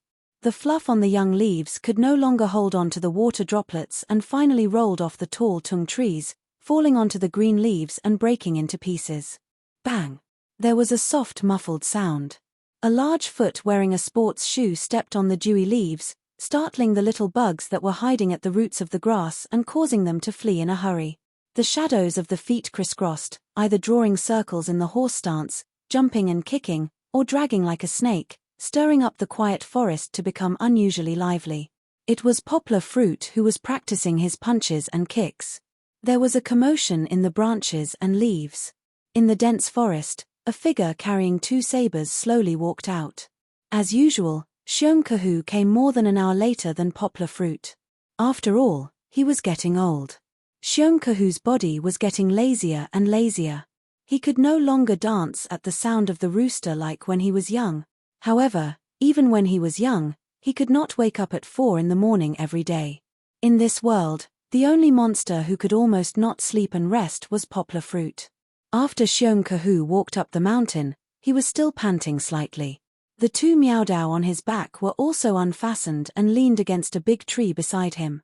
He did not disturb Poplar Fruit.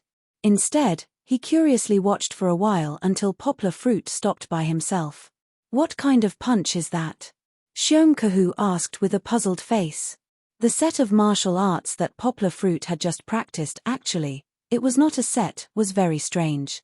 It did not look like any of the ancient Chinese martial arts that Xiong Kahu had seen before, but he could still see the shadow of those mainstream fist and kick kung fu in it. Familiar yet unfamiliar fist techniques could be described with such words.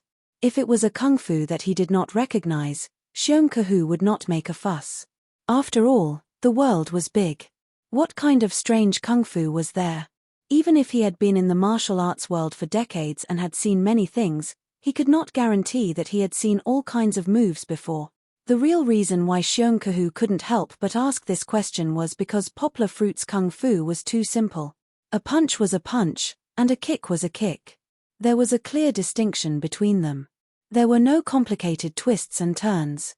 His footwork was only at the beginner level of moving forward and backward, moving left and right. At most, there was a turnaround movement that required some skill. If Xiong Kahu had not seen Poplar Fruit practice Taiji Fist and Xingyi Fist before, he would have thought that Poplar Fruit was a clumsy beginner. Poplar Fruit wiped the water droplets off his forehead. They were not sweat, but water droplets from the trees. The mist in the mountains was too thick. His hair was wet and stuck to his forehead. He chuckled and said, "Master, there's no name. I made it up myself." After Xiong Kahu started teaching him the Miaodao technique, Poplar Fruit started calling him Master Xiong Kahu. He even laughed in his heart because he used to practice according to his dreams. When people asked about his master, he really didn't know how to answer. Now that he had a real master, he didn't have to make up stories to deceive people. Xiong Kahu being Poplar Fruit's master, although Xiong Kahu did not directly agree, was a blessing for Poplar Fruit. Xiong Kahu's ancestral dual Miaodao technique was also famous in the martial arts world. It was just that few people knew about it after he lived in seclusion in the mountains. As for Xiong Kahu, he was already very strong. When he was at his peak, he killed so many people in the southwest battlefield that the enemy's command center was in a state of panic. If it was in the past, it would not be an exaggeration to say that he could become a master of his generation with his saber skills. Even though he was over 70 years old, he could still wield the 2 Miaodao without a single blade touching him. This made Poplar Fruit admire him. You want to create your own martial arts when you haven't even practiced your own martial arts. Xiongkahu finally understood why Poplar Fruit's martial arts looked so childish. He scolded him unhappily. There are no shortcuts in the path of martial arts. How can you fly when you haven't even learned how to walk? Xiongkahu lectured Poplar Fruit for more than 10 minutes because he wanted to change Poplar Fruit's scary idea. In his opinion, there were very few martial arts masters in history who could truly establish their own sect. Moreover, the martial arts of today were all mature and it was very difficult to innovate. Instead of wasting time and energy on creating their own martial arts, it was better to practice the martial arts that they had learned until they were solid. Xiongkahu's thinking was more traditional, especially when it came to respecting one's teacher. Heaven, earth, ruler, family, and teacher, teachers were second only to parents and elders.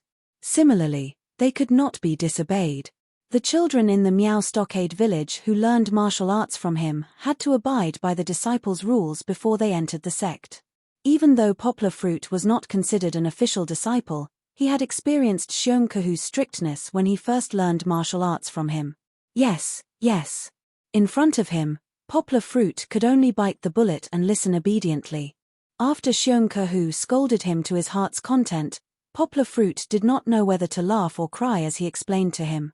In fact, Poplar Fruit was not as ambitious as Xiongkahu thought. He had never thought of creating his own martial arts and establishing his own sect. He did not even think of innovating. I just want to create a set of simple martial arts moves to teach Kiki, Poplar Fruit said with a bitter smile. The ones we practice are too difficult for her to learn.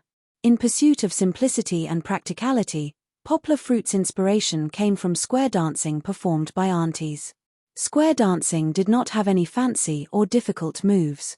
Most of the time, it was just waving and twisting along with the music.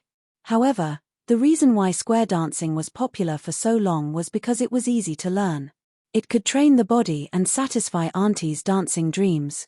Therefore, instead of saying that he wanted to teach Kiki martial arts, it was more like he wanted to let Kiki play around with it. In this way, Poplar Fruit forgot about being one with nature and being good at both offense and defense. Poplar Fruit was purely breaking up all the martial arts he had learned. He did not want those that were too difficult to learn, those that were too tiring after a few moves, and those that could easily injure others or hurt others. He only wanted the moves that met his requirements. In the end, he mixed those moves together like a choreographer. Poplar Fruit was still trying and modifying them. That was why Xiongkahu saw Poplar Fruit practicing intermittently like a beginner. For the sake of the child, you've put in a lot of effort. Xiongkahu reluctantly accepted Poplar Fruit's explanation and said with a slight nod. However, he obviously had no interest in this somewhat playful idea. He picked up the 2 Miaodao and began to urge Poplar Fruit again. Have you practiced the 24 Miaodao today? Hurry up and revise for me.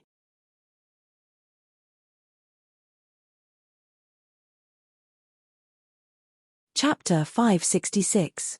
Even though he wasn't planning on innovating the moves, it was still not easy to create a new kung fu from scratch. Poplar Fruit was more open-minded about this, so he wasn't in a hurry to succeed. After practicing with Xiongkahu for an hour, Poplar Fruit helped his master carry the saber. The two of them walked side by side towards the Miao Stockade village. By the way, master, I'm planning to go to the county today. Do you want to come along? Poplar Fruit smiled. Why would I go? I've traveled extensively when I was young, so it's not like I haven't seen the world, Xiongkahu replied casually. However, he suddenly thought of something and turned his head abruptly. He looked into Poplar Fruit's eyes and asked, why do you suddenly want to go to the county? Is there news about the long-distance education you mentioned before? Poplar Fruit nodded and said honestly, there is news. My friend sent a few samples from Beijing to try it out. However, I'm not going to the county today for those computers. Teacher Meng's son is a leader in the county's education bureau, Poplar Fruit explained to Xiongkehu, who was confused. You want to find Meng Ping? It's useless. Xiongkehu waved his hand and said dispiritedly, I thought you were going to say something. Don't even think about asking him for help. When his father was still around, he didn't even help much.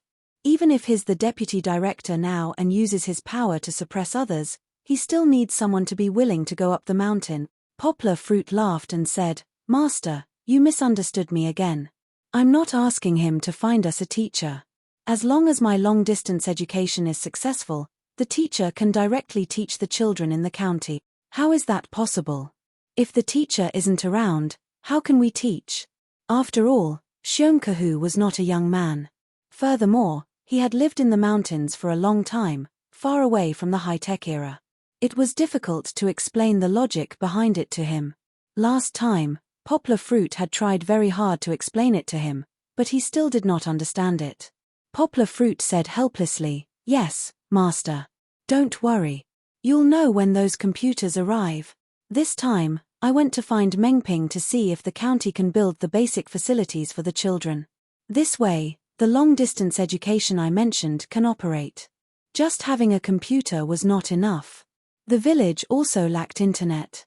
If there was no internet, how could there be long-distance education? In addition, Poplar Fruit found that the electricity supply in the village was somewhat insufficient. The people in the village did not have high-power appliances such as air conditioners and refrigerators. Usually, they used most of their electricity for lights. Even so, the expensive electricity bill was unacceptable. Therefore, if he wanted the coming equipment to be able to operate and if he wanted his plan to be successful, Poplar Fruit would have to wire up the computer room in the future. He also had to connect the isolated Miao village to the internet. This kind of thing could not be done by Poplar Fruit with money. He needed official support. In this small county, the only person Poplar Fruit could find was the angry director, Mengping. Previously, when he was telling the children stories, Poplar Fruit had promised that he would bring the two children who answered questions the most diligently and accurately to the county to play. Today, he had found the opportunity. After breakfast, under the envious gazes of a group of small heads, Yanghua hugged Chichi and placed her on her neck. Then, she brought the two children down the mountain with their heads held high like proud little swans. Together with them was a young man from the village and Xiong Xiaolin. Poplar Fruit was going to talk to Mengping about something, so the responsibility of bringing the two children around the city was handed over to Xiong Xiaolin. Poplar Fruit also considered their safety, so he pulled a young man from the village to be their bodyguard. After more than an hour, they arrived at the foot of the mountain and took the Land Rover. It was much more comfortable after that. It would take another hour to reach the county. Through the rearview mirror, Poplar Fruit looked at the Miao young man who was sitting in the back. He smiled and asked, Jisha, do you know how to drive? I heard from Master Xiong that you used to work in the south. Xiong Jisha was also one of Xiongkehu's disciples. Poplar Fruit had sparred with him before. His knife skills were good, but his lower body was not very solid. He was easily shaken by Poplar Fruit's fake movements. The luxury car and the comfortable feeling brought by the leather sofa made Xiong Jisha feel a little unreal. He sat in the back and didn't know where to put his hands and feet, for fear of dirtying the car. Brother Yang, I don't know how to drive. Xiong Jisha said in embarrassment. Well, I was thinking of leaving the car for you to drive the children to play. Poplar Fruit smiled and said, How about this? I'll drop you off on the side of the road. You take them back to the place and wait for me at 5 o'clock in the evening. If there's anything urgent, find a public phone and call me. Are you familiar with the roads in the county? Yes. Xiong Jisha quickly replied, Some time ago, I often went to the county to sell vegetables with my father, so I still know the roads. So, the car drove to the county. Poplar Fruit parked the car in the most prosperous shopping mall in the county. Xiong Jisha and Xiong Xiaolin were fine. The two children who left the mountain for the first time couldn't hold back the joy in their hearts and jumped out of the car. Their black eyes kept looking around. They had grown up in the mountains, so when had they ever seen such a big square and such a tall building? Poplar Fruit got out of the car, took out 500 yuan from his wallet and handed it to Xiong Jisha. "Brother Yang, I can't take it." Xiong Jisha desperately wiped his hands on his trousers and stepped back in embarrassment. Poplar Fruit laughed and stuffed the money into Xiong Jisha's hands without any explanation. He pulled him and said, "Take it, I'm not giving it to you. Why are you so shy? Take this money and see what the children want to buy. You can also take them to eat something delicious at noon." Poplar Fruit said with a smile. "It's rare for you to come out, so don't be stingy with the money." Poplar Fruit patted Xiong Xiaolin's head and said, "Xiaolin, you have to take good care of your brother and sister. Also, you have to supervise Uncle Jisha. This 500 yuan has to be spent today. Used up." Xiong Jisha was shocked. 500 yuan was a few months' worth of living expenses for them. It was too extravagant to spend it all in one day. Poplar Fruit said seriously, "Yes, you have to spend it all. If you can't spend it all, I'll deal with you later." Finally, Poplar Fruit gave Xiong Jisha his phone number and left with Kiki. In fact, Chichi had been crying and making a fuss to stay and play with the little sisters and little brothers, but Yanghua still dragged her into the car. It wasn't that he didn't trust Xiong Jisha, but Poplar Fruit was really worried. Last time, when Kiki was almost taken away by human traffickers, it had left a big psychological shadow on him. In Hong Village, it was fine. The place was small, and there were familiar people everywhere. It was convenient to find her, but in this bustling small town downtown, Poplar Fruit couldn't let Kiki out of his sight.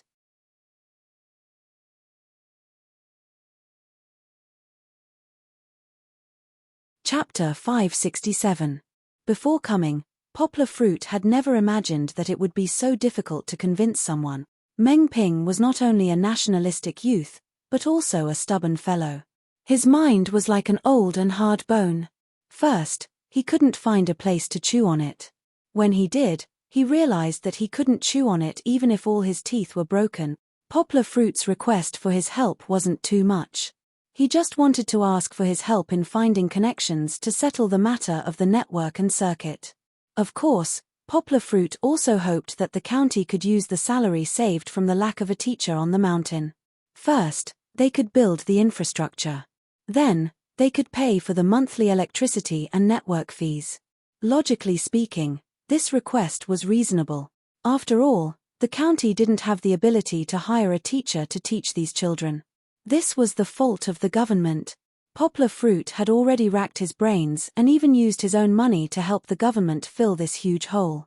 Shouldn't the government do something? Of course, Meng Ping didn't evade this aspect. In fact, he hadn't even thought of this aspect. When Meng Ping heard Poplar Fruit's request, he immediately exploded. "No teacher. Online teaching? That's wishful thinking. With a teacher watching and urging them, the younger children won't be able to concentrate on their studies. Do you expect them to have so much self-control to be willing to study?" Of course, Poplar Fruit had considered this problem before. However, Poplar Fruit felt that this had nothing to do with having a teacher by their side. It wasn't that the younger children couldn't sit still. For example, Xiong Xiaofeng was an active and playful child. He could play in front of a tablet for an entire day without moving. Therefore, as long as they didn't have ADHD, they had the potential to study hard. There are two ways to get them to sit firmly in front of the bench and listen to the lesson attentively and study earnestly. One is to force them. In reality, this is often the case. For example, many children in the city do not want to learn the piano, but they are still forced by their parents to sit in front of the piano for several hours. The other is to give them sufficient motivation to study. Sometimes, the motivation to learn was supported by rewards. For example, Poplar Fruit had previously proposed that he would bring the children who performed well to the county to play. Later, almost all the children rushed to answer the questions as if they had been injected with chicken blood. Sometimes, the motivation to learn was the student's own will. That would require the content and method of the teacher's lecture to be interesting enough, just like those games and cartoons, to be able to attract the student to study wholeheartedly. The latter was not easy. Even Poplar Fruit himself did not have such strong confidence. However, there was one thing that was worth affirming: and that was that multimedia teaching through computers was much more interesting than the traditional education model of writing on the blackboard that was commonly used in backward small counties. In addition, Poplar Fruit did not want to stick to one method. He hoped to solve the problem of not having a teacher in the classroom by using a multi-pronged approach. First of all, the teaching method naturally had to be innovative, and the content of the lesson also had to be innovative. Secondly, perhaps Teacher Meng's previous reward method could also be used as a reference. For example, giving the students who performed well and ranked at the top of the exam the opportunity to visit the big city or Higoshiyama University to encourage them to study hard. Finally, Poplar Fruit would still let Shionkahu or let him choose an honest and kind villager to help manage the children. Like a life teacher, he would urge them to listen well in class and complete their homework on time. The plan was linked, and the main purpose was to let all the children in the mountainous areas be able to find a way out of the mountainous areas through learning. Poplar Fruit spent a lot of effort to explain his idea to Meng Ping. During the process, he was constantly questioned and refuted by the stubborn Meng Ping. Okay, even if what you said is right, let's see if it is really as effective as you said. Meng Ping finally reluctantly approved Poplar Fruit's long-distance education, but he was conflicted on another issue. No means no. This is against the rules. Meng Ping actually ran into the room and took out a book called Civil Servant Code of Conduct and flipped it open for Poplar Fruit to read. Poplar Fruit didn't know whether to laugh or cry as he looked at the sentence that he had specially circled in red. You are not allowed to take advantage of your position as a supervisor, manager, or manager of public funds to use public funds for other purposes without legal approval. From the corner of the book that was flipped open, this guy probably treated this book as a holy book. Even now that he was a deputy bureau chief, he still frequently flipped through this book. Poplar Fruit didn't know whether to be speechless or impressed by such a stubborn person.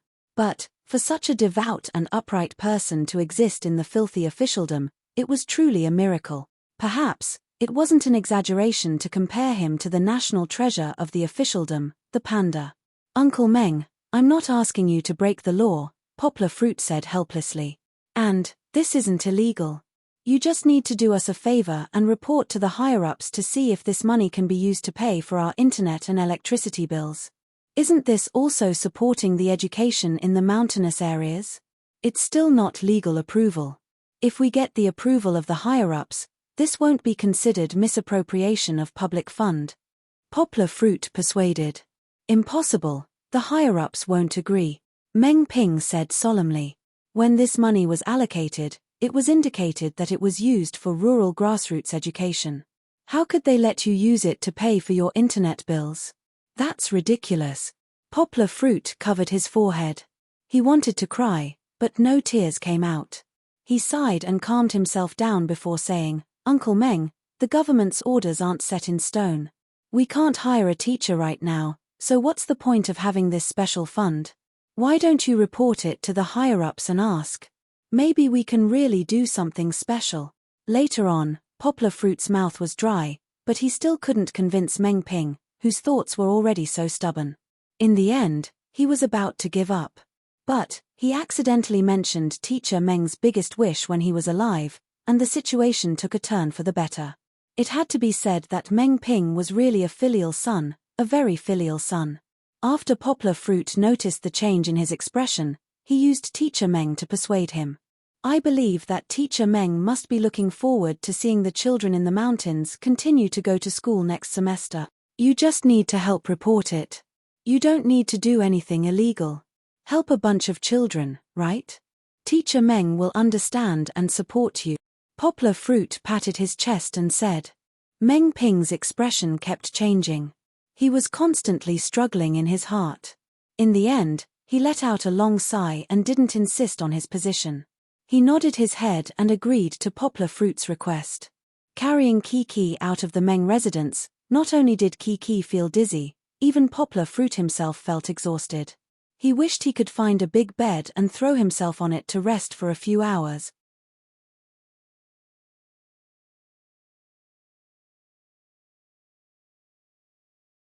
Chapter 568. Poplar Fruit originally planned to invite Meng Ping to dinner with the children in the evening, but he was almost inhumanely refused, so Poplar Fruit had to go to the square in advance to find Xiong and the others. Papa, that uncle is so fierce. Kiki sat in the passenger seat and couldn't help muttering, let's not go to his place again, okay? The little girl was very resentful that she couldn't play with the little sisters and little brothers.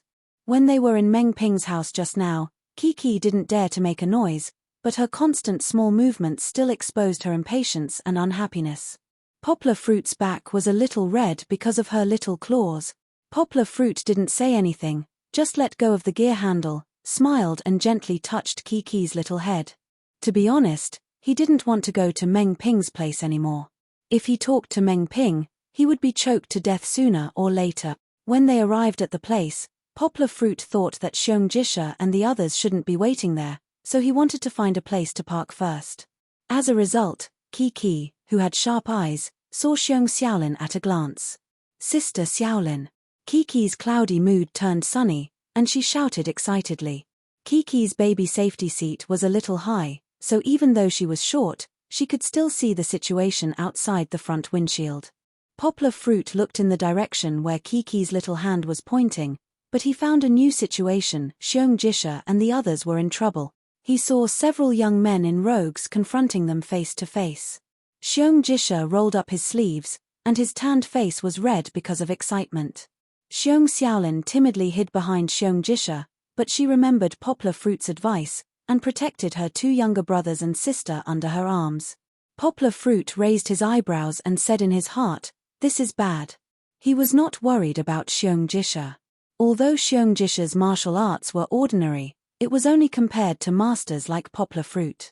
For ordinary people, even if they used the simplest Black Tiger Steel's heart, Xiong strength was enough to make them suffer. Poplar Fruit was worried about Xiong and the other two behind him. No matter how good Xiong was, he was alone, and there were 4 people in front of him. If they shamelessly attacked the children, Xiong couldn't stop them. Boom! Poplar Fruit stepped on the road, and the Land Rover burst with a loud roaring sound, and attracted everyone's attention. Poplar Fruit parked the car by the roadside. At this time, he parked the car, and parked the car. Because she was to learn to unbuckle the seat belt to learn to unbuckle the seat because she was too excited to imitate her father. She was to learn to unbuckle to learn to unchichi, stay in the car. Dad, get them in the car. Poplar Fruit told Kiki, and then opened the door to get out of the car, and locked the doors and windows with the remote control. Guishan Province was a small, remote county. It was not like a big city like Yangcheng, so Poplar Fruit's beast-like Land Rover was definitely an eye-catching existence here. Poplar Fruit walked out of the car under everyone's surprised, envious, and even worshipful gazes. His height of 1.87 meters made him stand out among the crowd, and his chiseled face gave people the illusion that he was a celebrity. How could such a handsome and rich man appear in our county? Many people present couldn't help but have this question in their hearts. However, it seemed that someone was even more arrogant. The leader of the 4 people who had just confronted Poplar Fruit arrogantly turned around and walked towards him, cursing, "You motherfucker! You think you're so great just because you have a car? Come on, hit me to death." Yanghua frowned and raised her left hand to block the spittle that flew out of his mouth. At this time, Poplar Fruit felt that he had made a mistake in his judgment. Although the other party was dressed like a hooligan, with a shiny golden earring on his ear, he didn't seem to be an ordinary hooligan. This could be seen from the BMW car key that he deliberately showed on his waist. If he guessed correctly, the BMW parked across the road in front of him was his. When he walked in front of them, Poplar Fruit discovered that there were 5 people in front of him. One of them was sitting on the ground, holding his cheek and howling in pain. That Xiong didn't suffer any losses, he had already taken care of one of them. "Jisha, come here." What happened? Poplar Fruit stretched out his hand and pushed the BMW hooligan away, leaving a space for Xiong Jisha hurriedly took Xiong and the other children to Poplar Fruit's side. He looked at Poplar Fruit with a guilty face and said, "Brother Yang, I didn't take good care of." Before he finished speaking, he was interrupted by the BMW hooligan's angry voice. "Motherfucker, you want to leave after hitting people?" He spoke in the local dialect, which was slightly different from the Miao language of the Xiong family village. Fortunately, Poplar Fruit had learned a lot of Miao language in the past 2 days, so he could understand it. You are falsely accusing people," Xiong Jisha said with a red face. "You started it first." "Jisha, what's going on?" Poplar Fruit asked in Mandarin. They picked Xiaolin." Xiong Jisha held back for a while and finally found an alternative word for flirting. Poplar Fruit subconsciously glanced at Xiong Xiaolin, who was blushing. Although Xiong Xiaolin was very thin, and her growth was somewhat poor, she was still very beautiful. Moreover, her actual age was already 14 or 15 years old, and her every move was very mature, so in the eyes of those gangsters, she was still quite beautiful. She is really a femme fatale. Poplar Fruit thought in his heart. He didn't blame Xiong Xiaolin, but he wanted to complain about the experience of these beautiful girls. In the past, Duan Xueqing, now Zhang Yujie, Poplar Fruit often encountered similar things when he was with them. "Hey, I don't know which mountain you are from. It is your blessing that Grandpa likes you," the BMW hoodlum proudly said. "If you follow Grandpa, you'll be able to eat and drink well, wear gold and silver." Hearing Yang Guo and the others speak Mandarin, the BMW hoodlum also changed to Mandarin and shouted. Although Miao language was spoken here, there were some subtle differences in every place, especially in the county and the mountains. Even the people in the county secretly called their Miao language official language, and those who didn't speak Miao language like official language would be treated differently. At this time, a lackey behind him came up and pulled his sleeve, whispering a few words to him. The BMW hooligan's face changed, and he subconsciously looked at Poplar Fruit's Land Rover, which had attracted a lot of attention. Although it was a BMW, his BMW was only a little more than 300,000 yuan. As long as one knew about cars, they would know that Poplar Fruit's car was far more valuable than his BMW. TSK, Grandpa fell in love with you at first sight, and thought that you were a pure and innocent girl. It turns out that you were also taken care of by the rich. The BMW hooligan spat on the ground with jealousy and said disdainfully.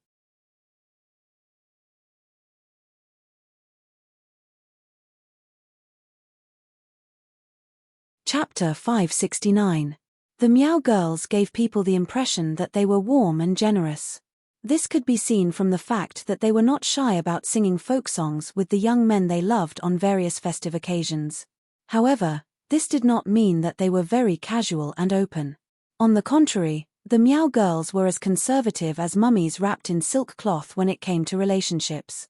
When they met the person they liked, they could love without any scruples. However, for them, love was loyal and would only bloom once in their lives. Either they did not love at all, or they loved to death. Many of the Miao people's legends said that the love spell originated from their extreme views on love.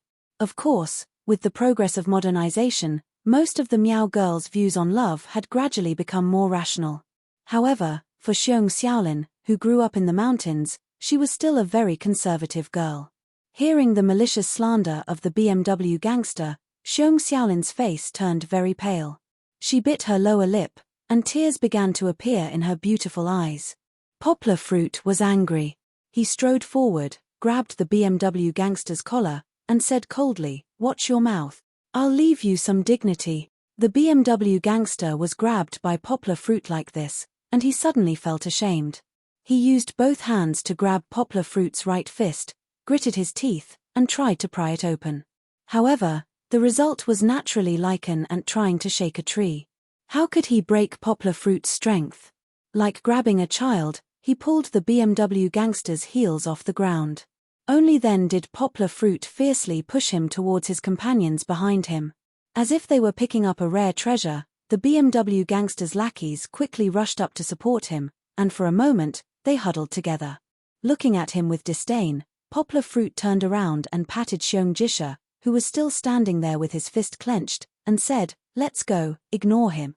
Walking to the front of the car, Poplar Fruit opened the door of the back seat and motioned for Xiong Xiaolin and the 2 children to get in first. Seeing Xiong Xiaolin's sister climb in, Qi, who struggled to turn her little head, grinned happily and shouted happily, "Ah duh, sister."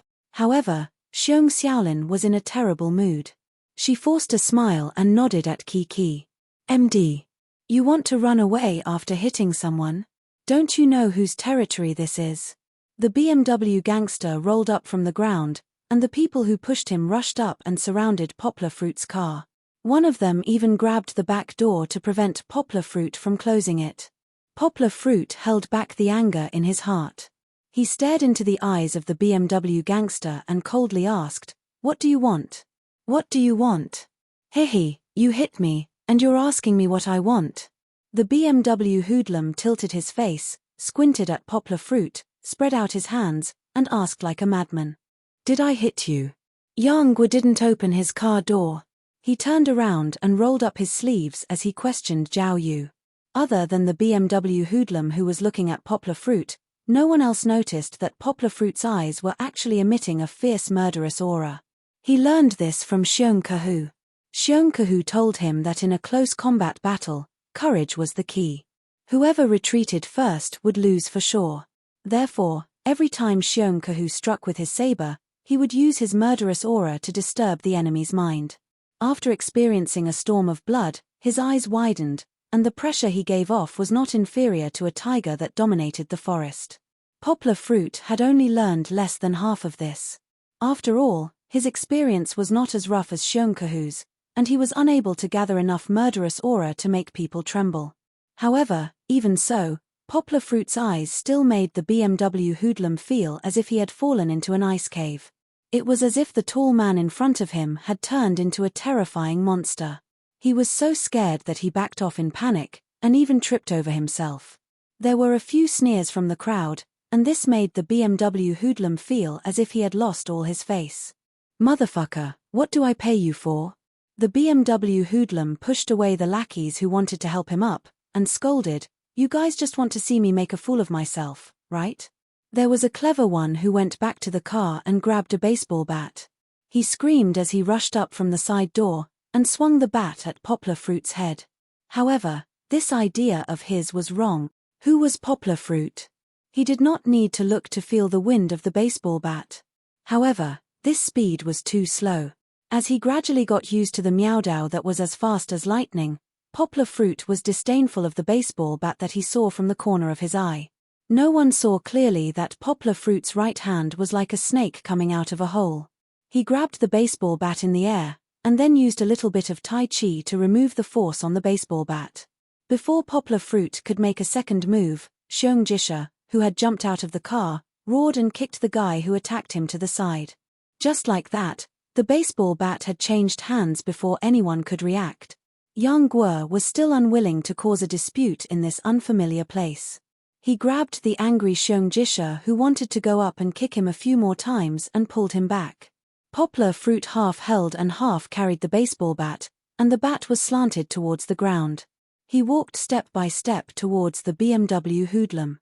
What Yang Guo didn't expect was that the BMW thug was a little flustered at first, but later on, she didn't know if he didn't want to embarrass himself anymore, but he actually raised his head and arrogantly pressed forward. "Come on, hit me." The BMW hoodlum's chest was pressed by Poplar Fruit's baseball bat, but he was not afraid at all. He shouted in a sharp voice, "Try hitting me if you dare." He deserved a beating. However, although Poplar Fruit was very angry, he still held back. He was in the right before, but if he really hit him, he would be the one hitting others. Seeing that Poplar Fruit did not move, the BMW hoodlum became more and more arrogant. He shouted, "Come on." "What? You don't dare." The BMW hoodlum was addicted to it. He pointed his finger at Poplar Fruit's head and poked it in the air, as if he was really bullying him. "Come on. Try it." At this moment, he suddenly pushed the baseball bat away and came over. He lowered his voice and laughed. "Do you know who my father is? Let me tell you, if you touch me, you won't be able to walk out of Lidong." Poplar Fruit frowned and pushed the BMW hoodlum's head away. Looking at the shameless face with powder and the strong smell of perfume, Poplar Fruit felt disgusted. "Ah!" A sharp scream suddenly resounded throughout the entire square. Under the gaze of Poplar Fruit and the onlookers, the BMW hoodlum wailed. It seemed that Poplar Fruit had used a lot of strength. He slowly fell to the ground and then rolled a few times exaggeratedly. "Call the police, call the police, you hit me."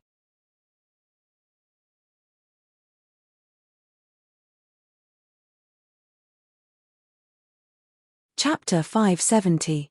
If it wasn't for the national football team, this was probably the worst dive in history. Poplar Fruit was stunned. For a moment, he even doubted his own strength.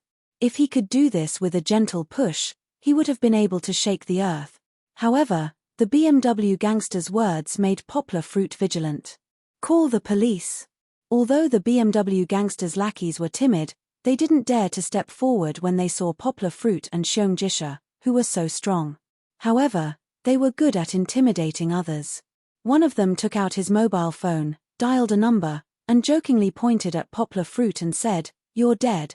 A strong dragon couldn't beat a local snake. Poplar Fruit felt a little uneasy.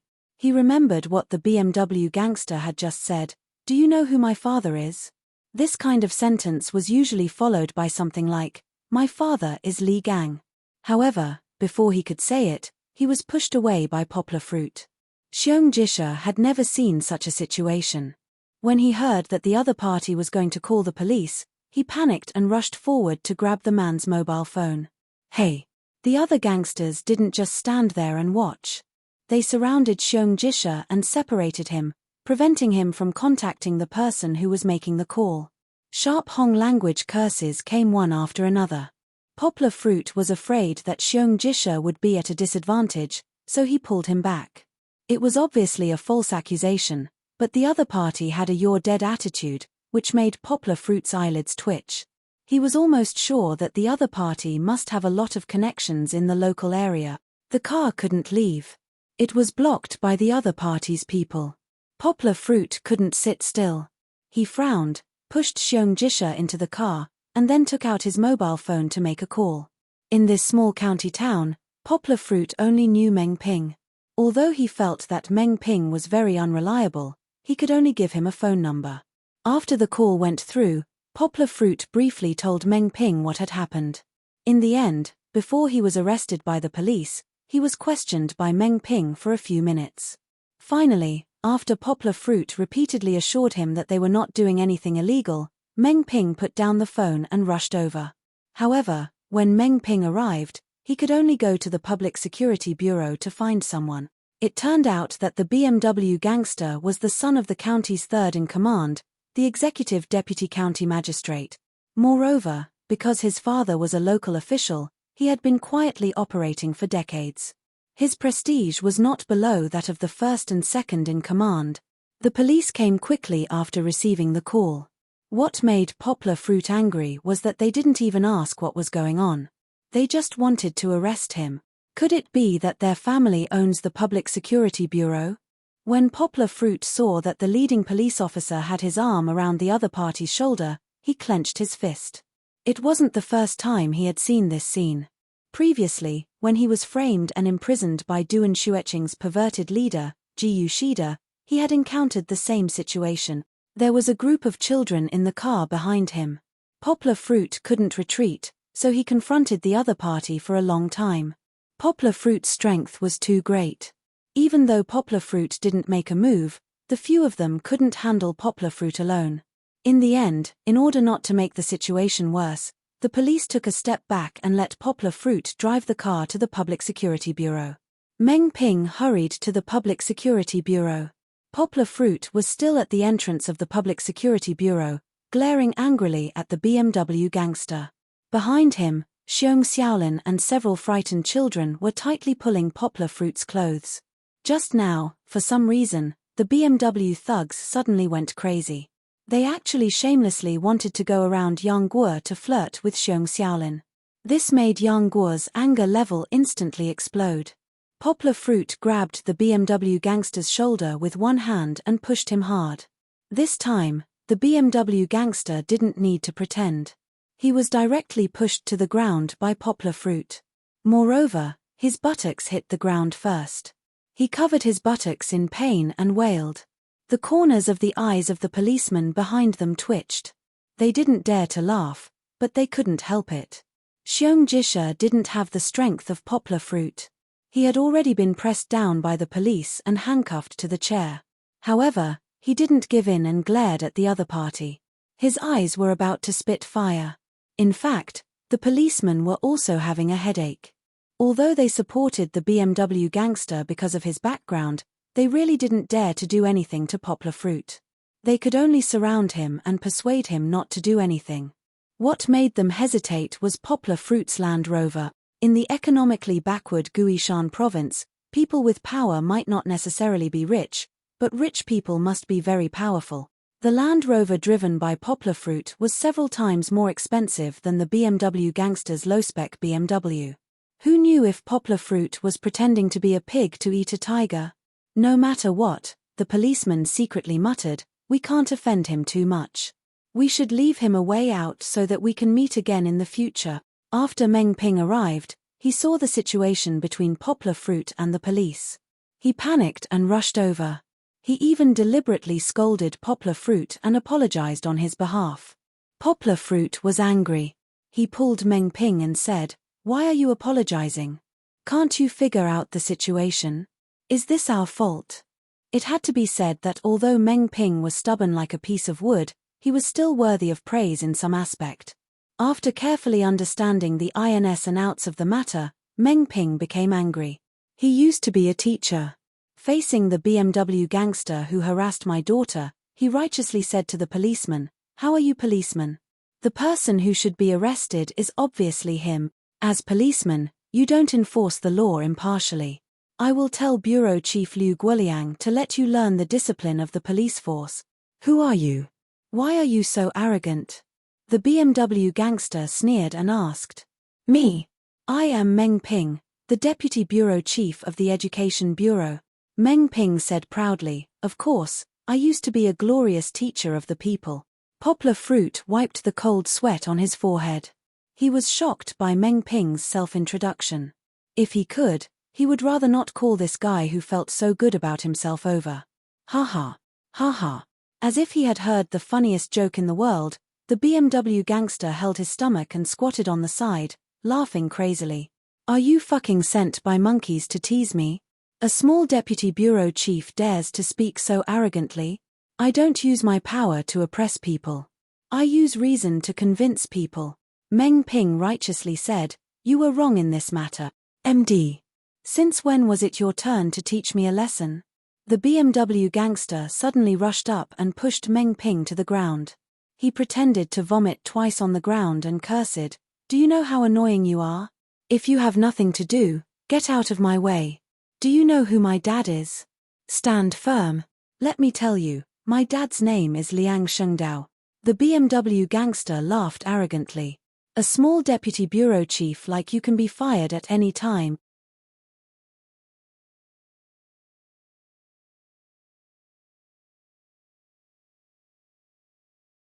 Chapter 571. Although Yang Guo had a headache due to Meng Ping's childish words, seeing him being pushed down, Yang Guo still glared at the BMW gangster and stepped forward to help Meng Ping up. However, Meng Ping had no intention of backing down. After he stood up, he pulled away Poplar Fruit's hand and scolded, "Your father is a deputy county magistrate. Do you think you can do whatever you want? If a prince breaks the law, a commoner will be punished as well." Meng Ping stepped forward and said with his head held high, "If you make a mistake, you will be punished as well." His voice wasn't loud, but it was loud and clear like a bell. Moreover, his fearless strides carried the heroic aura of the rage of a gentleman causes blood to splatter everywhere. Finally, someone couldn't sit still in front of the Public Security Bureau. Liu Guoliang, who was mentioned by Meng Ping, hurriedly walked down from the office building. He saw the BMW gangster and blurted out, "Young Master Liang." However, Liu Guoliang was a cunning old fox. He didn't rush forward to deal with the dispute, but asked someone to clarify the situation. Actually, he didn't need to ask, as he knew that it was young Master Liang who was causing trouble. He asked because he wanted to know the background of the people who were confronting young Master Liang. After listening to his subordinate's explanation, Liu Guoliang frowned. This matter was really tricky. Poplar Fruit was so mysterious, and he was a foreigner driving an expensive Land Rover. No one knew where Poplar Fruit came from. Xiong Jisha, who was handcuffed to the chair, had his background figured out in half an hour.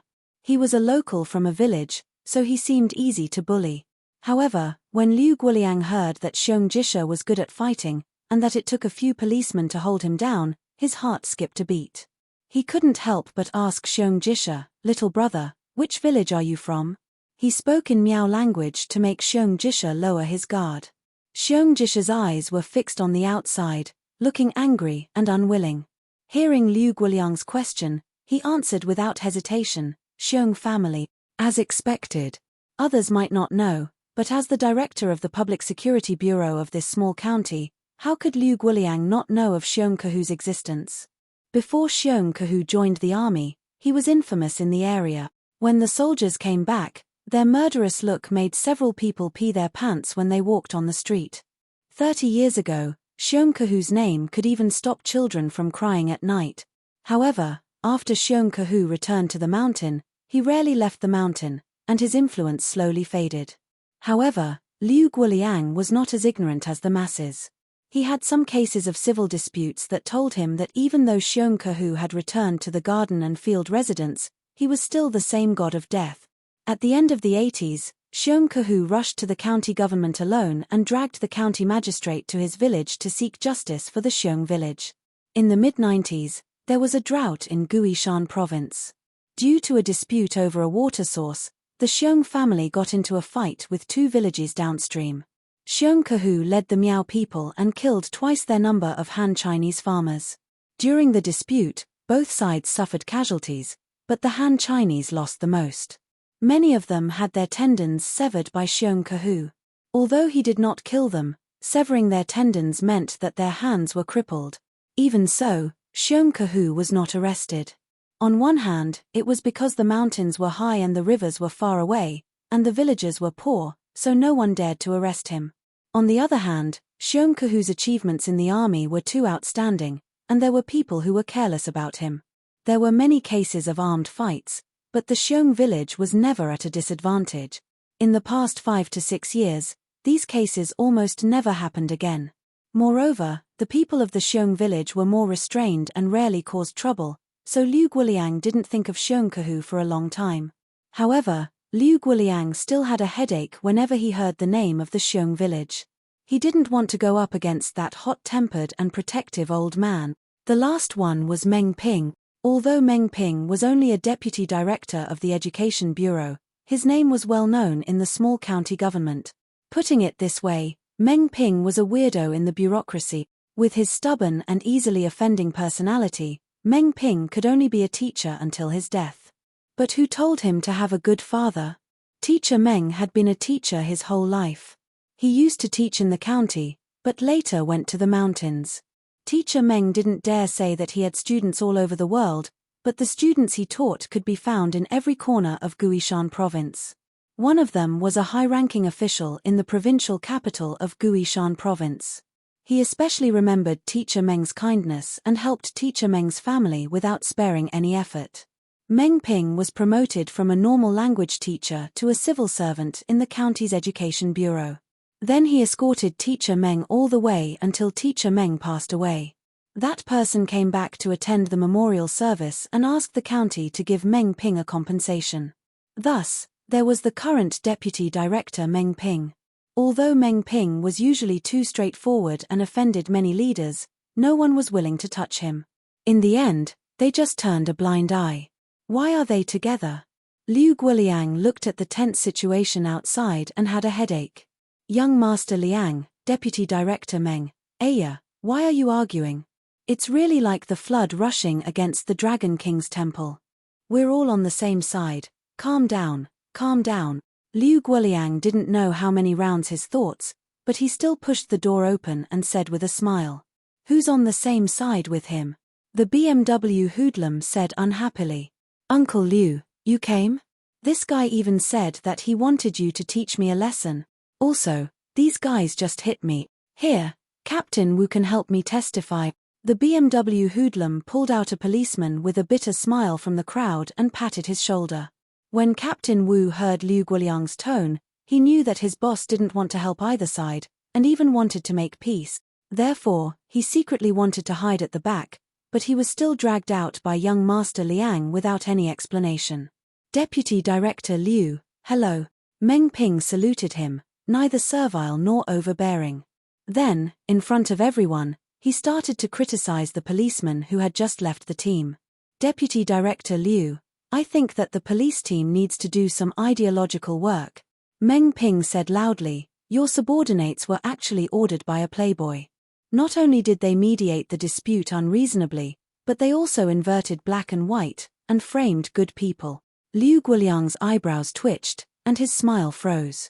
Although he had heard about it before, this was the first time he experienced Meng Ping's straightforwardness, and he couldn't take it. If it weren't for the fact that he had too many scruples, Liu Guoliang would have immediately changed his position to deal with Poplar Fruit and the others. Poplar Fruit wasn't stupid. He knew that although Meng Ping's words were straightforward, he had undoubtedly offended the deputy director in front of him. He finally couldn't take it anymore, and pulled Meng Ping aside. He softly advised, Uncle Meng, stop talking. You're tuning in to the Dreamy Chapters YouTube channel. We're so grateful for your support, and don't forget to subscribe to join us on this incredible journey through captivating stories. Your generosity through donations truly makes a world of difference, as it's the primary source of revenue that allows me to expand and enhance this channel for you. Thank you from the bottom of my heart for being a part of this adventure.